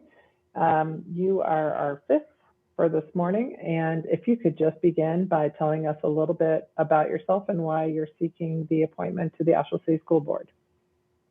Hi, good morning. You really got my name right, Delange. Thank you. So I am a longtime educator. I have taught for about 27 years, and I'm currently a graduate student at UNCC in the Urban Education Program. And I'm also a mom, and I've been in the Asheville area since 2002. And I am seeking the seat. It's not the first time I have thought about stepping up to offer something in this position. In the past, when I've thought about it, I've really examined. My son was younger, and I just thought, with that kind of position, if I can't fully engage and really like focus, then I'm not ready yet. And I feel like right now I'm in a position in my life. My son is older, and I have a good amount of experience. I think I can be useful in this position, and the timing in my life is right to be quite focused on it. So that's why I'm here.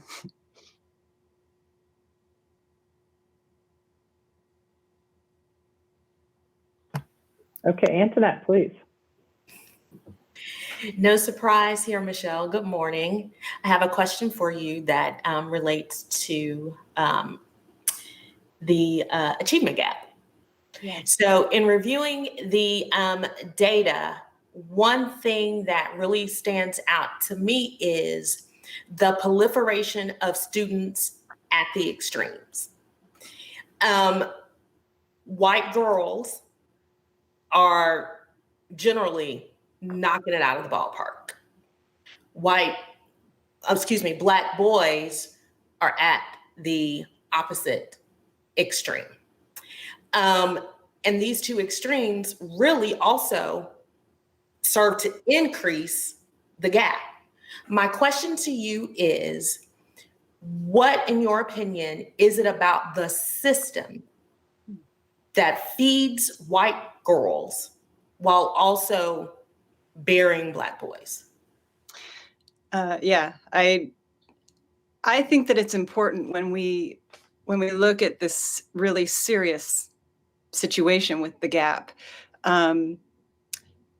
to know that our schools are a reflection of what's going on in a larger society. So while our job in the school system is to do what we can within that system. I find myself often, referring to, what is happening in general in our culture that is creating this thing that we're reflecting in our schools and we're perpetuating. And so in my own teaching, I've really made some dramatic changes in how I present information and how I work with kids to try to kind of break some of the things that we have been locked into in terms of how are we giving information to kids to work with? How are they receiving it? How kids are receiving information and retaining it is very different today than even just like 4 or 5 years ago, which as an educator in the classroom, I'm looking at that and looking at the opportunity gap that's growing. And I'm thinking, okay, we have technology that is changing how all of us operate in terms of the information that we receive and how we keep it, what we do with it. So in terms of the opportunity gap and why white girls are thriving or continue to do fine and Black boys are falling off the edge, I'm going to give you an example from last summer. I was working in one of the pods and sitting with a Black boy who I was trying to help him with math. And he looked me in the eye and he said, "This is all a trick." And how I relate this to what you're asking me, if I were sitting with a white girl and working on a math problem, I don't think I'm hearing her say to me, "This whole thing that we're doing is a trick." That's not part of her narrative with school. Her relationship with school is here to help me. I'm going to be fine. This test, I'm nervous, but I'm going to be fine. When you go into school and you feel like it's a trick, like you're not really being supported, or like we're not looking at how are we here to help you. If the narrative for that child is school's trying to trick me, which is what I was hearing from this boy sitting with me, that contributes to every aspect of what they're receiving at school and how they're able to function with the information that they're receiving. So I'm very interested in using techniques in what we do across the curriculum to kind of try to help kids feel like the kind of learning that we're doing is relevant to me, like it's actually designed to help me. It's not a trick. This is interesting. I'm contributing to this educational process. And we are doing things in our schools that are rising to that. But I think that it needs to be in much greater quantity and touching across the grades and all curriculum, really. I don't know if that answers your question sufficiently. I'm just wondering, did you ask him why he thought it was a trick? I'm trying to figure out what it is about the system. Or did he feel that way because, frankly, you're a white woman and he didn't think you could relate? I'm just wondering if you've given that a thought. Right. I appreciate that point because I did set aside the math and talk with him. And in talking, what had been happening leading up to the math tutorial was basically in that program, what was happening was a repetition of the same math problem. And it was culminating to an interview on Friday where the kids were being asked to show that they had learned in the week. So frankly, the way that I don't like to criticize things where people are really trying to help and stepping up to help. But I do think that part of the problem for that boy that he was expressing to me is I still don't understand how to do this. Like we're kind of memorizing this math problem. And this feels like a trick to me. Like, like he was actually making a very astute comment on the process. And I'm going to say that I stepped away from that and I think about that moment a lot talking with that child because sometimes the system feels like a trick to teachers when we get looped into things that are really sort of bowing down to data and standardized tests. And, it can feel like a trick to us as educators as well. So I was relating to him very deeply in that comment of like, we really need to look at the process that we're using and what is the end goal here. That interview for him where he could regurgitate a math problem, is that what education, how is that helping him? Is that in fact a trick? Like, he put a lot of questions in my mind of, it's part of why I'm in grad school right now, really trying to get at this. And I appreciate those voices. I think that if kids had more opportunity to really tell us frankly, like, this is a trick, and let us have a chance to break that down, that's a good path forward. Like, why is this a trick? I mean, we're doing lots of good things in school too, but those moments are critical for helping us understand how to be better. So thank you for your answer. That was a hard question. I recognize it. Thank you. Well, I want to make sure, Gwen, Sandra. Oh, I'm sorry. Did you were okay? Go ahead. Okay, we still have more time. Jerry, you're going to keep us on track here. Yes. Go ahead, Gwen. Michelle, thank you for doing this. It can be traumatic. I'm going to ask the same question that I asked to Jackie, and you as an educator in the same, with younger people. I think it'll be an interesting perspective. A year, 2 years ago, I can't really remember. I was told that the school system has access. They can analyze and look at how every individual educator, every individual assistant principal, every principal, what their discipline record is, especially as it relates to children of color, and they can identify educators who have disproportionate discipline actions relative to students of color versus not white students. But the system really didn't address that. They were not dealing with that on an individual teacher level. They were dealing with it more holistically and kind of like, this is what's happening. How do you feel about that kind of policy as a teacher? Well, as a teacher, if you look at my record, I'm proud to say that I am really a person who understands kicking somebody out of my room is in no way helpful or solving anything. I think it's important.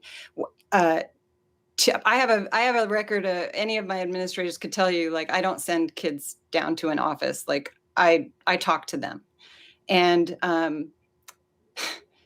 I do find, and I'm not trying to say like, oh, because I have it all figured out. Sometimes it's hard. Sometimes it takes time away from the class. But I had a really valuable example in my son's own schooling at Isaac Dixon with Sandra Doyle, who is a master teacher. And I once was volunteering in the classroom and watched her stop everything in the room. And they actually had testing going on, and they had a lot that were going on. And there was a thing that happened in the room with one child, a particular child, and she stopped everyone and brought them to the rug and sat everybody in the circle. Everything stopped in the room, including the testing. And I appreciate that so much. It's such a good example. And I feel like I also will say, in my experience with my son's schooling, that he came home one day and said, "Mommy, why are the Black kids always in trouble?" So we had a talk about that. And I talked to his teacher, who was a first-year teacher. And I talked to assistant principal. I mean, I was very, I don't want my child to think that the Black children are the problem. So it was a lot of layers of like, okay, we have to all like stop, like Miss Doyle did. We all have to stop as grownups and come around on the rug and like figure this out, because we're sending, really wrong and lasting, enduring bad messages when we have a second grader who is coming home thinking that that's the reality. So I will say, I'm not going to, say that it had a happy ending. I don't know that teacher did get the tools to be able to teach all kids well. I don't know that that happened. I inserted myself as a parent to a degree that I thought, no, I should stop. And maybe I shouldn't have. That's some years ago. And now today, now with what my knowledge that I'm gaining, I'm like, no, I should have really been more fierce and like more demanding about that situation, where to help that teacher be a better teacher for everyone in her room. And I think that that would be a good outcome if we can just start acknowledging, like, we can't just be polite about this. We can't just step back and think like, okay, I said something to the assistant principal, so there you go. It really needs to follow through. I mean, the trauma that we are creating, I have a better understanding now than even, a decade ago about the trauma that carries forward. I was involved in a conference 3 days ago where Rodney Robinson, he was the 2019 Teacher of the Year nationally, a Black man from South Carolina, but he's in Virginia. He said something so powerful that I was just like, halt, because he is trying to recruit teachers, diverse teachers.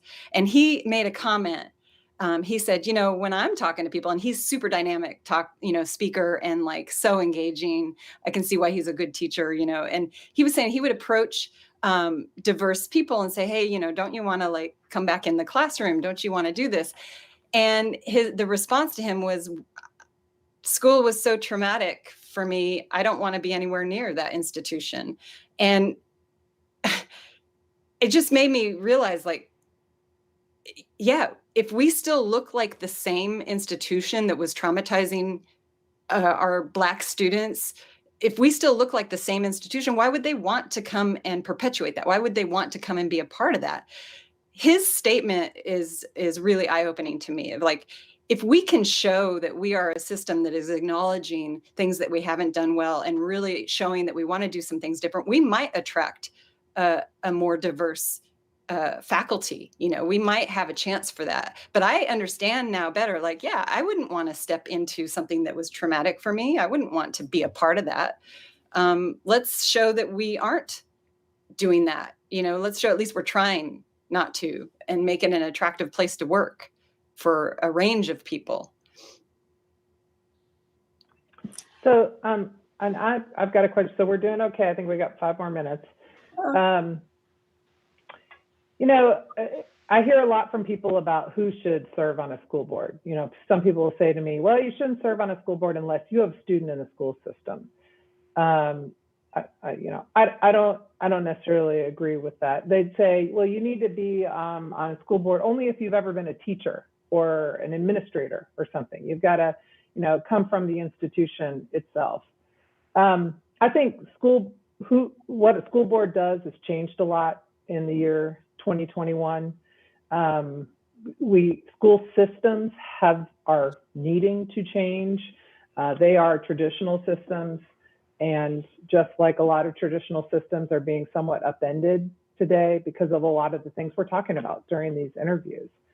So, you have a phenomenal background and personal experience, a lot of things that really speak to me.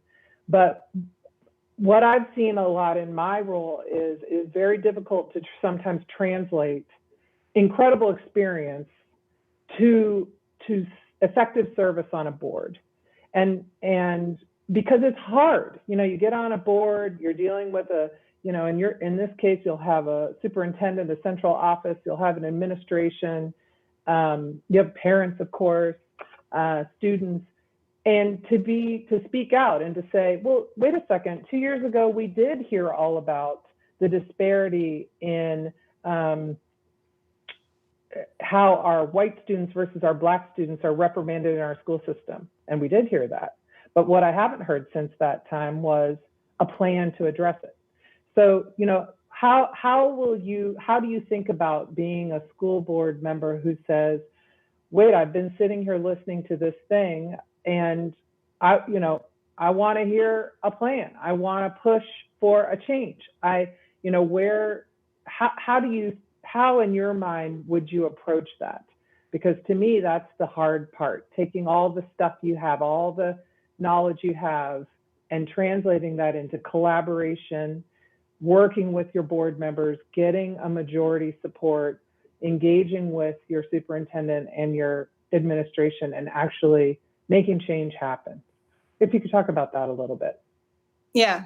Well, you may have a little bit of an indication from how I've responded to the essays and a communication that I sent yesterday. I really don't. I feel an urgency about what's happening right now. I feel an urgency because we have I think, a rare opportunity with coming back from a year of extraordinary, we have really shown it's been a challenging year, and we've shown actually teachers and schools can adapt.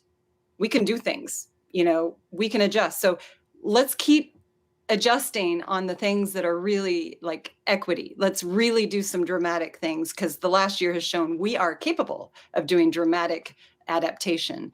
So let's build on that. So I, in my responses, I like to bring to the committee an idea, a sample. So when I did the draft of a possible tool to assess the superintendent, instead of just talking about we could do this, we could sit down together and do this, I just sat down and did it. I just spent 3-4 hours just okay, pull this, pull that. What would be some of the possible standards?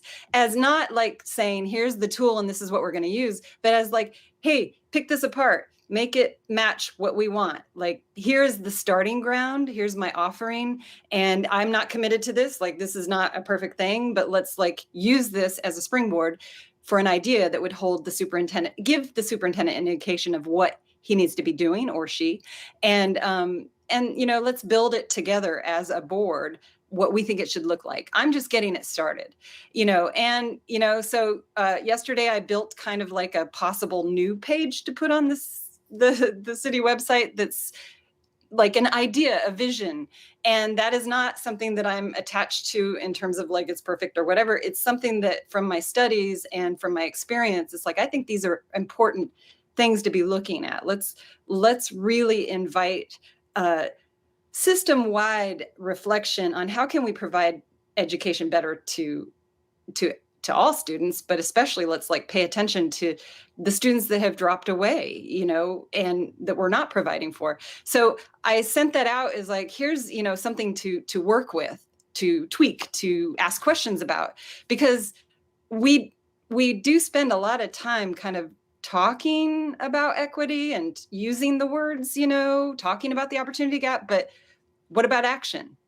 And so I think that part of how I'm wired as a person is I don't want to just talk. I want to try things. I've done it in my classroom.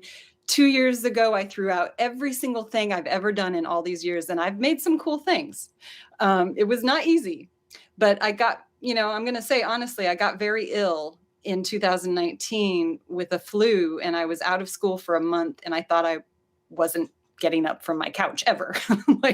So I had a very dramatic experience in my life. And I was going back to the classroom feeling so bad for my students who hadn't had me for a month. They had a sub, many subs, because it was unexpected. And I was having that feeling that a lot of people are having right now of I'm so behind. I'm so behind in my curriculum. How am I going to do this? And that moment for me of I'm so behind, I stopped and I was what am I behind on? I'm alive. I'm happy to be alive. What am I behind on? I just need to serve these kids as best I can. And that was a moment for me where I was I've been researching some of these phenomenon-based learning and STEM and STREAM and STEAM and all this. And I'm just going to go for it. And I'm going to talk to my kids about let's try this. Are you on board? And they were yeah. And out of that semester, it was mind-blowing. I didn't expect that it was going to be an equity address. But what I found was all of my students were engaged and were thriving with this type of learning. It was whoa, why didn't I try this, 4 years ago when I first started looking at it, 5 years ago? And so I was then running around the building, talking to teachers and saying oh my God, this is really working. Check this out. These kids are researching erosion on the west coast of Africa. And cause it's a French class. And, they're doing all these things. It's whoa. And teachers were you're overwhelming me. I have these things for the test, that I've got to focus on. And so I just thought, oh, that's right. I don't have an end of year, like I have a teacher generated exam in my classes. I don't have a standardized end of year exam that's, and so I understand why teachers are like, they shut down when you come to them with ideas sometimes, because it's like, I don't know how I can fit that with the exam. And yet I'm saying, like, this is working. This is like, kids are engaging, even kids that usually just sat, and like didn't want to turn anything in. So I think that, I have all kinds of feelings about our focus on exams. And I really appreciate that our governor has kind of taken some steps to give teachers a little space and to kind of give a little bit of relief in 2019 with legislation that was passed. And so that's very exciting to me. I think it's an opportunity for us to really re-examine our relationship with the standardized tests and, really look at like the whole version of what's happening in schools and learning, because it isn't 100% reflected in those tests for sure. Okay, well, and pardon me, I am a parent with a kid who is learning virtually right now in the other room and doesn't seem to care whenever I'm on a Zoom meeting and just comes in here, so anyway, that was my youngest 8th grader attending 8th grade in the next room. So thank you very much. I appreciate it. All right, we are going to conclude this interview, because we've got James Carter up next. And again, everyone, this is the interviews for the Asheville City School Board, and these appointments will be made this evening. So Michelle, thank you so much for joining us here today. Thank you, Michelle. I'm glad this interview wasn't in French, because I wouldn't have been able to do that, but I bet you would have. Okay. I'm pulling up my list. And I think James has joined us. James, are you there? Are you ready? You're technically not till 11:05 and it's 11:03, but I think, are we good? James, pull your camera down or up a little, not down, up. Yes, thank you.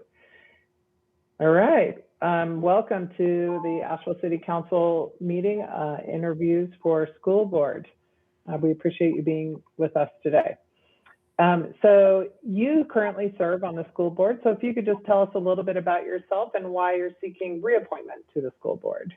Good morning, everyone. Thank you for having me. My name is James Carter. I have I guess I'm a lifelong Asheville resident. I've been in Asheville since 1983, but, have roots here with my mom, and my daughter went through the school system. I went through Asheville City School System. My daughter went through and graduated from SILSA in 2012. I've worked in the community in different areas, and I applied for reappointment because I really feel that there is more work to do. I was fulfilling the last 2 years of James Lee's seat. And when he left to take another job, I applied and feel like that there's, after 2 years under my belt now, there's more that can be done. And I really want to see this process out.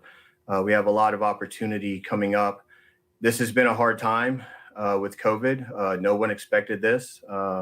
But I know that we can grow past it. So looking forward to, I really thought long and hard about applying for reappointment.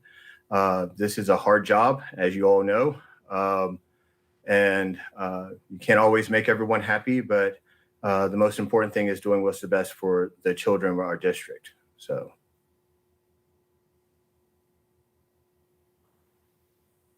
Does anyone want to kick us off here? Gwen? Thanks, James. I appreciate it. So you get probably even more emails about the school system than we do, hopefully. Although I still think that people think that maybe this Asheville City Council runs the schools. And we're hearing a lot of discontent about the school board and the and the superintendent, and a lot about clearly the opportunity gap is front and center. And a lot of conversation about lack of transparency, and realizing that you haven't had 4 years under your belt, just 2 years. But what do you say to that criticism that people just want you all out and start over because there's big failures and you don't have any plans going forward? I'm echoing, not making that as my own statement. But kind of why shouldn't we just completely overhaul the school board right now? I think that honestly, to answer that question, it's been a kick in the stomach to hear and read a lot of comments. I am one person on a 5-person board, and we all don't always agree on everything. But again, COVID threw us into a very hard time in regards to, we have a superintendent who had a lot of great plans, but we haven't been able to see a lot of those realized. I do believe that going forward, as we're going back to in-person instruction and we get kids back in the classrooms, that we're going to be able to start to see a lot of those plans. I was on I was a part of the group that brought the superintendent here and voted for him because of the vision that he had laid out. And again, unfortunately, it's with COVID, we weren't able to see a lot of that, but we know that there's an opportunity gap. We know that there's an opportunity to alleviate that gap in some areas. It's going to be starting down at the pre-K level. That's where the gap starts. When you have children who are coming into kindergarten who are not on reading level or can do some of the basic things that kindergarten are supposed to do, that's where the gap starts. And it's hard to catch up. I ask those individuals, I try to respond to everyone. I don't always get a chance to, but I do try to ask those individuals to reach out and let me know what they're thinking, because it's not easy to be one person on the board. I might have differing views on things, but at the end of the day, there's not my vote is only one voice. I do try to see things from all sides as well, with in regards to education within our community, people's feelings on certain topics, be it the APS or when I first came on the board, the biggest thing was Math 1. There was a huge conversation about that. And so it was very interesting to be thrown into that. And then after that, next thing I know, we're looking for a new superintendent. So I ask people to give me a chance because, again, my goal is to make sure that all children are represented and all views are heard, but we can't always make everyone happy. And that's hard. Someone will always disagree with one thing or another that we do. So I just, like I said, I take the criticisms in stride and try my best to do what's best. I have a question. When you first came on, you said that you had second thoughts about applying again. And I just wondered if you'd like to elaborate on maybe the reasoning behind that. I'll be honest. It's this was hard, and it has been really hard within the last year, or actually the last 6 months, 8 months. There have been a lot of concerns that have been raised.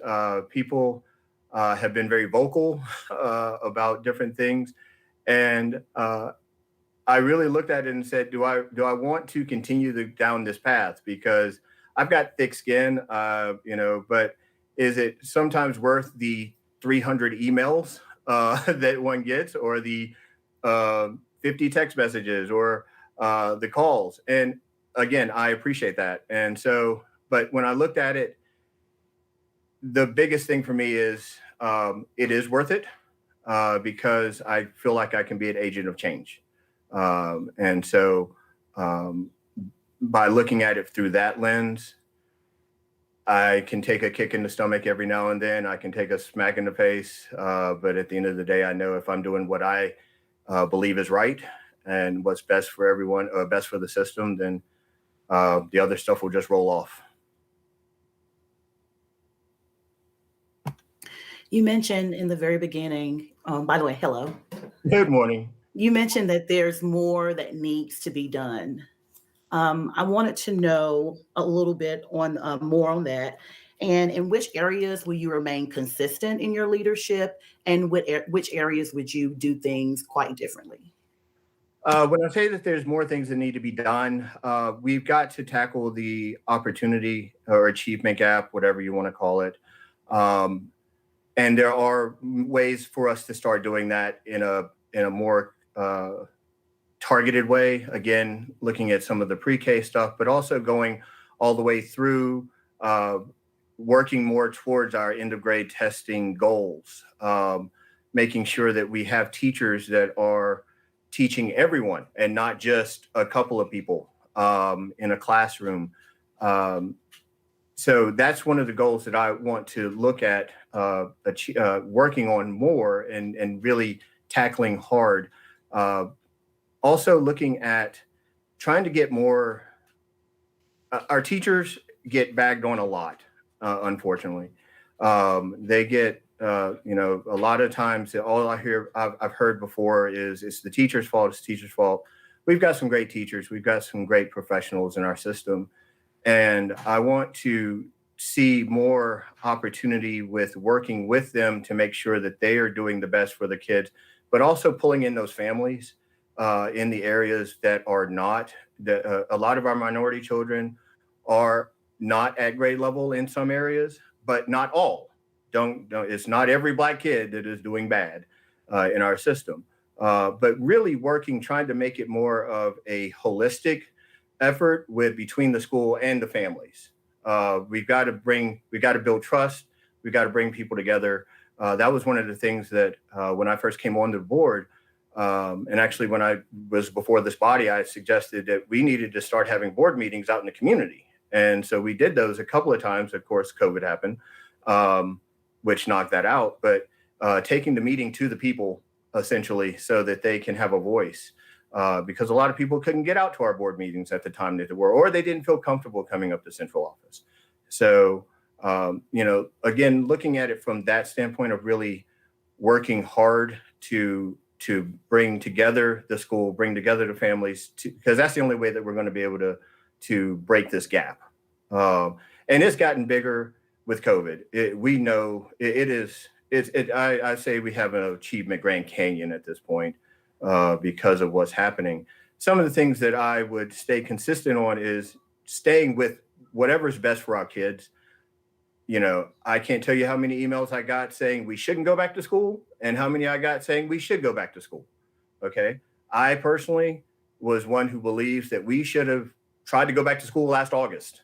I really think that was something, and I will stay consistent on that till the end. I really think that we should have at least tried to go back because I would rather have tried and had to pull back because, there was something happened rather than not go back at all. I mean, we have students that yesterday was the first day that our 6th and 9th graders have actually been on the campus of either Asheville Middle or Asheville High.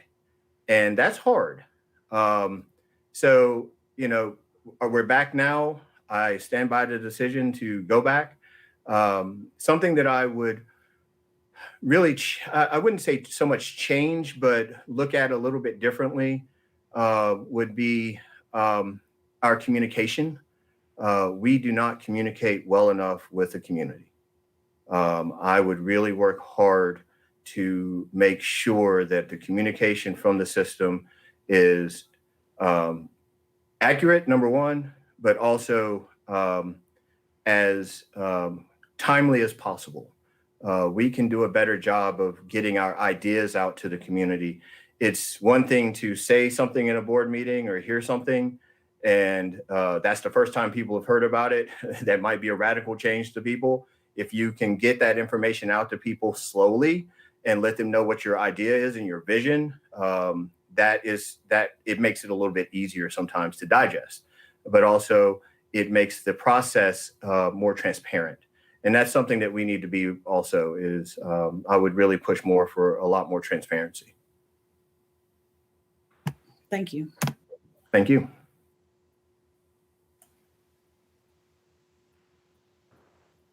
Want me to go? Yep, please. Hey, James. Good to see Good you. morning. Nice to see you as well. I have a question for you regarding the desegregation order. Okay. There is consideration being given at this point for removing it. Mhm. I would love to know your thoughts, pro or con. And also, I'm wondering if you've had the opportunity to hear from, in particular, African Americans in the community regarding their desire, recognizing that almost by definition, removing the desegregation order would lead to racial segregation, but also recognizing that in some instances that is in fact contrary to like 2020 lingo, a preference for some, meaning some prefer to go to HBCUs and actually achieve better in those situations. So I'd like to know your broad perspective on the desegregation order and the removal of it. Well, I would say first, I've talked to some parents and community members. They didn't know we still had a deseg order, to be completely honest. A lot of people remember the one that happened in the 70s because they were here and they grew up here and they were like, all right, because we were one of the last systems to desegregate by that order. But going forward, a lot of people didn't know that there was actually still a desegregation order. I grew up here. Like I said, I went to Randolph, which is now Montford North Star. Went to Asheville Junior High and then Asheville High and Hill Street. I think that it's time for us to be able to go back to having the opportunity to choose and not having racial balancing. To be completely honest, I know that when I was in school, Randolph, I lived in Montford. There were a number of largely Black students there, whereas opposed to Jones, which is in North Asheville, was mostly white. Did I think that did I learn any differently from the kids at Jones as opposed to Randolph? No, I don't think I did. Then we all met at Hill Street. I think that the getting rid of the desegregation order is not necessarily a bad thing. I personally don't mind. There might be a school that might have 60% Black students. If that's where people and parents choose for their kids to go, then that's where they choose.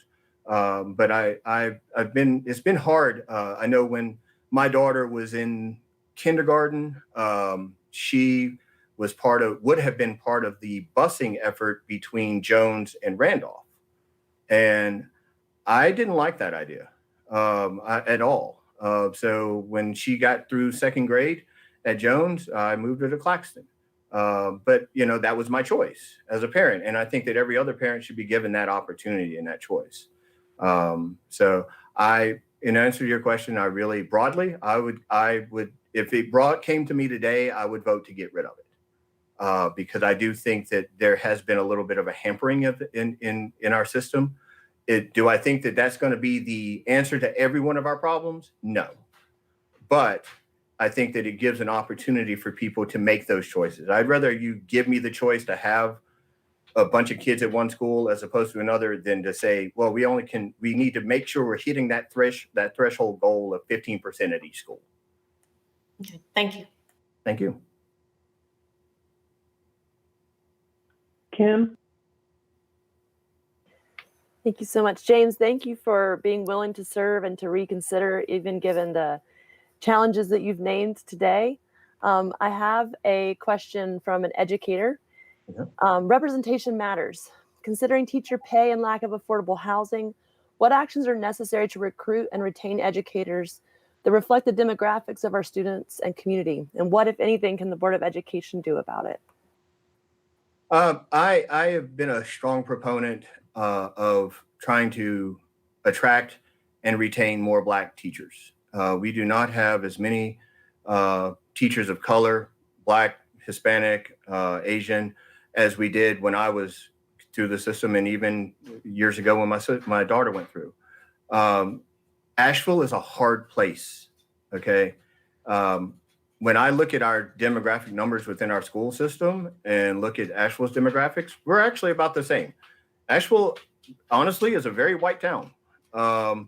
And we don't have a lot of minority representation. And so but I think that if we can attract it, it's not only just attracting students. We have great colleges here. I'm a graduate from UNC Asheville. We have a great teacher program there. Western has a great teacher program, Mars Hill. So the teachers are here. Teachers of color are here. They just don't stay here. And it's because this is an expensive place to live. It is hard. You know, if we have a teacher who wants to live here, they're having to move out to the county or even in another county in order to be able to afford to do it. I would love to try to work with City Council more and Buncombe County as well to see about ways of what we can do to keep those individuals here and make it easier for teachers to be here. Also, it's hard again there are few Black professionals in Asheville. And as the three ladies on the City Council know, that there's not always a lot of opportunity for Black professionals to get together. I think that would be something good for our teachers. And I know our HR department is starting to work on something along those lines so that they can try to give a community for teachers of color so that because sometimes people feel left out.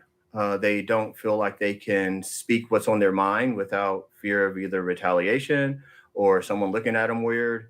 And so giving people, I hate using the term, but a safe space to be able to do that, but working together to build that community of teachers of color would be great.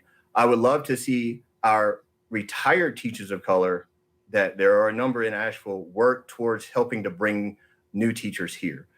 Especially from their alma maters and things like that. There's a great opportunity within North Carolina to do that. And I don't know if you ladies can help with this, but if you could push to get our teaching fellow program back, that would be really great. That's been probably one of the biggest things that the legislature has done that has backfired on us. So yeah, thank you for naming that, James. Thank you. Okay, we are just time's up. I was about to say 1 minute, then Jerry just dinged us. Okay, James, thank you so much for joining us this morning, and thank you for taking the time and effort to seek reappointment.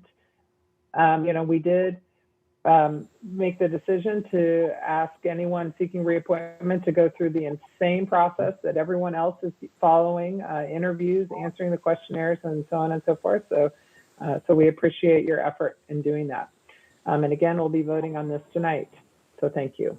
Thank you. And I appreciate going through the process again. I think it's really important that we all get to have our say as well. So thank you very much. Thank you.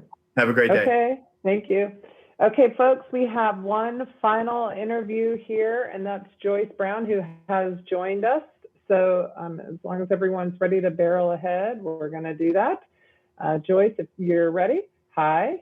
Welcome to the Asheville City Council meeting, school board interviews, not to be confused later with our budget work session or even later, our City Council meeting, all happening today.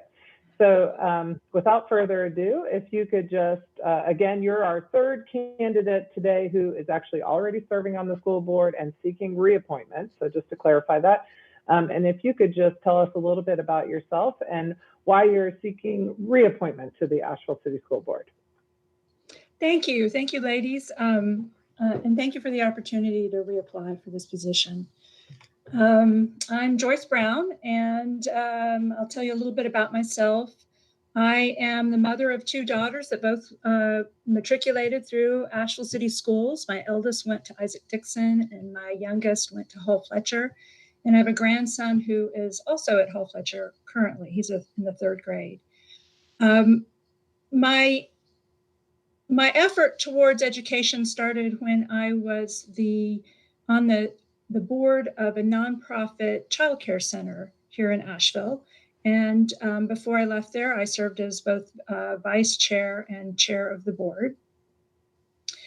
It was, at the time, it was a 4-star center, and some changes we made allowed it to become a 5-star center. And so I'm really happy about the things that have happened there. I'm very proud of that program. I've also served on PTOs, both at Isaac Dixon and at Hull Fletcher. And I served for the Asheville City Schools Foundation for 5 years. I was their treasurer for a year and vice president and president of that organization as well. And I joined when I applied before, 4 years ago, to be on the school board, I was really hoping that I could make a difference in our community. And, I don't feel like I've quite had the success that I was hoping for, and I feel like my job is not finished. And it would be inappropriate for me to leave it without seeing it through. And so that is where I am today, and that's why I have reapplied for this position.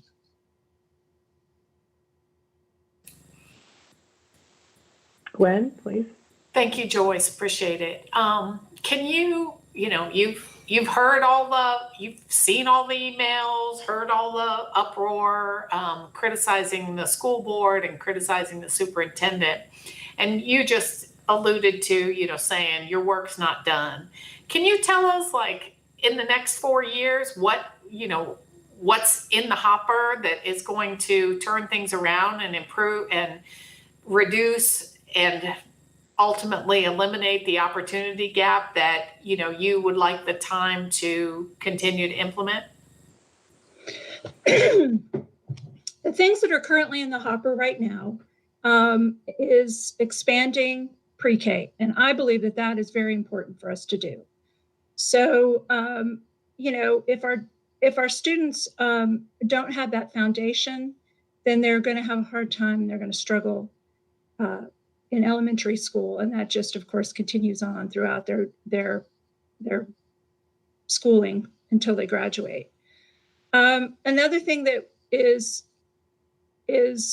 being looked at carefully is disparity in discipline data. And there were already some things planned for this year. Of course, this has been a very different year. So we really haven't seen anything that we can compare to. So those things are the things that I think that we need to work on. I also believe that if we can expand after school care for our students, that would be a benefit to many of the students who are struggling. And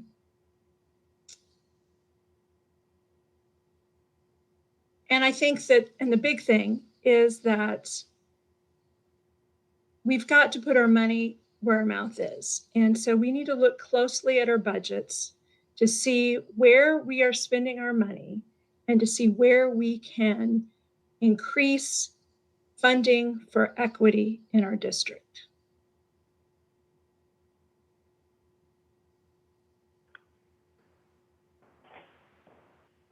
Okay, anyone else have questions for Ms. Brown? I do. When you started off, you mentioned your why you were applying for reappointment. Mm-hmm. And you mentioned that you weren't as successful as you would hope to be. There's some level of regret. What would you do different this go around? So one of the things a role that I fill in a lot of the places that I work is as I'm a listener, and I listen to a lot of people. The thing that I have not done as well in the listening that I've done in the last 4 years is reach out to people and ask them for their input so that I could actually hear what they think and not wait for them to come to me. I assumed people would come to me and share with me their concerns or their needs or their perspective, but that hasn't always happened. Of course, we get emails and we get we get information from people who are angry, but we rarely hear from the people who are happy. But we don't also hear from a lot of the different sorts of people in our community. We hear from the same people over and over. And for me, what I'm going to really have to do is communicate with as many people as I can. It's going to be a new job for me, because I'm kind of a sit back, and be quiet and listen sort of person. And so this is going to take real effort on my part. And you will find, if I happen to be reappointed, that I will call all of you and ask you to communicate with me, but I will reach out to as many people as I can get phone numbers for. So that's going to be my big change. And hopefully I have learned a few things in the last 4 years. I feel like I have. I feel like I'm in a much better place to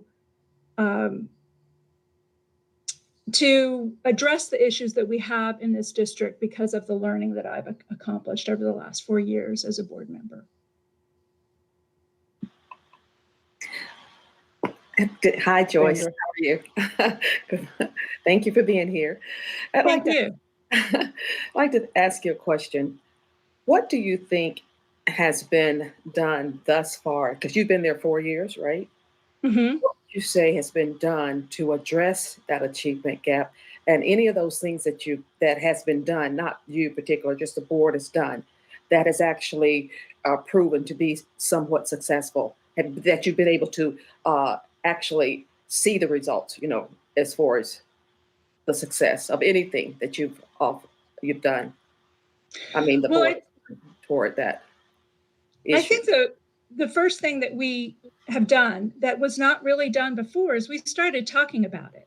So the reason that people are hearing about the achievement gap is because the board and the city schools have been talking about the achievement gap.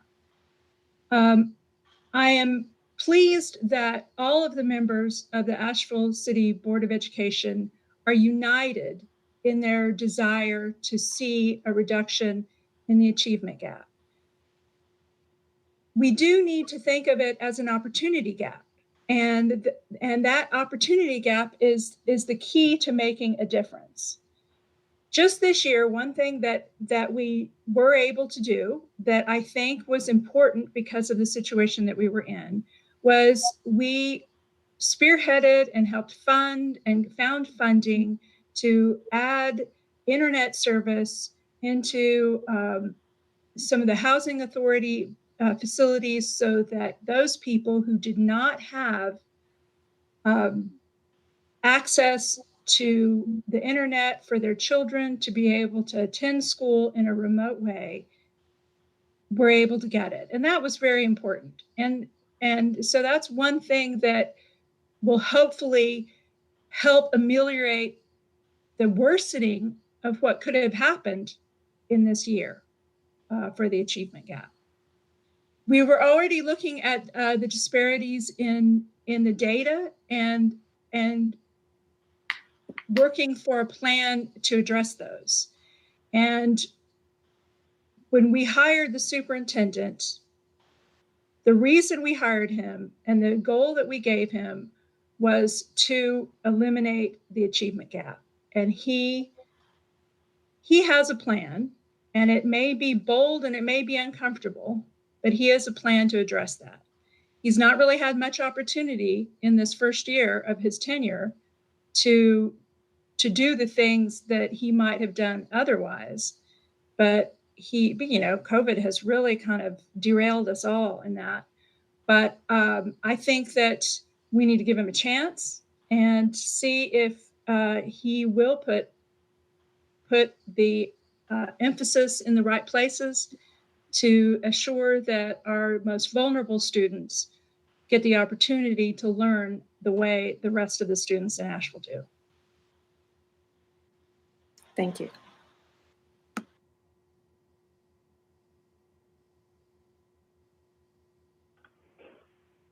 Anyone else have any questions?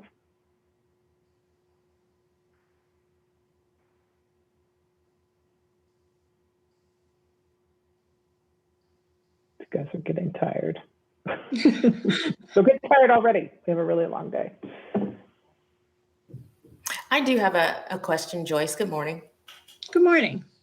Can you tell me any concrete steps and vision and plan for the hiring of and retention of African American teachers, please? Well, several years ago, when we were, when we still, I think it was when Denise Patterson was our superintendent, James Lee, the first James who was on the board with me, he and I both really wanted to pursue the idea of being able to offer some sort of bonus for teachers of color to come to Asheville to help them fund their move here and to help them feel that they were supported in this community. It didn't get a lot of traction with the previous administration. We did get, I did have conversations with the Asheville City Schools Foundation at the time, and they were willing to provide some funds for that. I understand that there probably are a lot of, concerns over paying certain people more than other people in the city. And so I think that our HR director at the time was uncomfortable with it. But I think that idea is gaining some traction, and we could continue to work in that regard with our new HR director. He also is working heavily on recruiting for those positions for Black teachers and brown teachers. And if we can help those teachers to feel comfortable in the community, to find a place to live and that they can afford, then those are big steps. Another thing that is really encouraging to me is a program in which we encourage our students of color right here in Asheville to pursue a degree in education.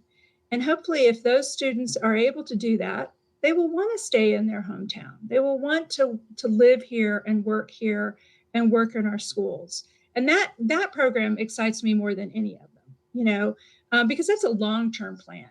It won't solve a problem maybe tomorrow or even the next day, but in 5 years, we may start having more teachers that we've grown ourselves out of our own community. And that's something that I would really like to see happen.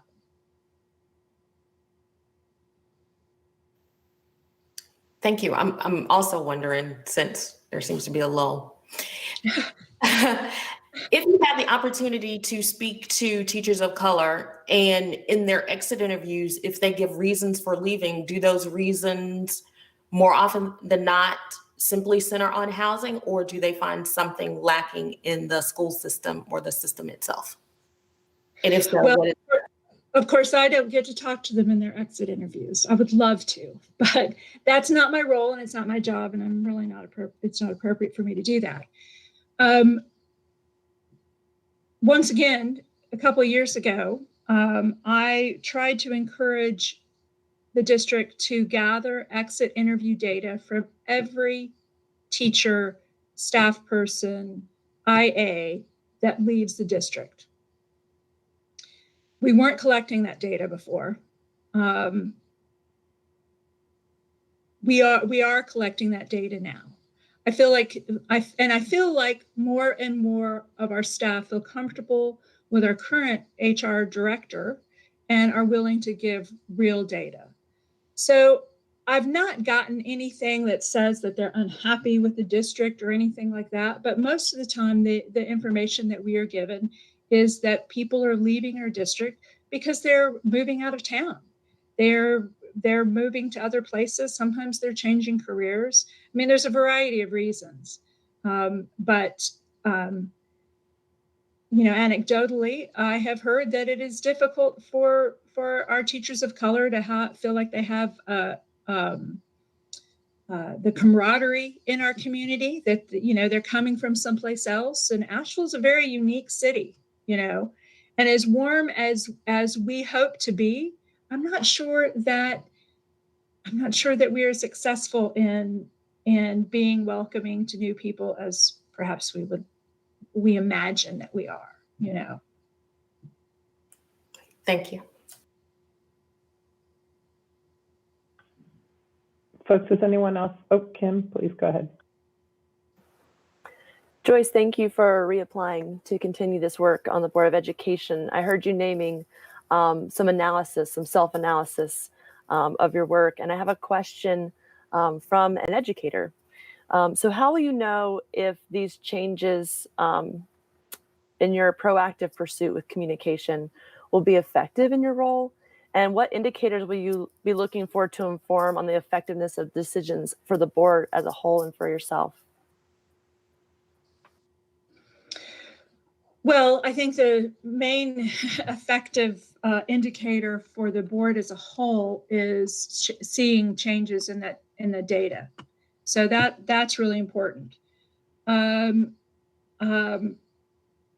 For myself, the changes that I want to make, I'm hoping that I will get as I reach out to people and learn from them what is important to them. I'm hoping they'll give me feedback about myself as well.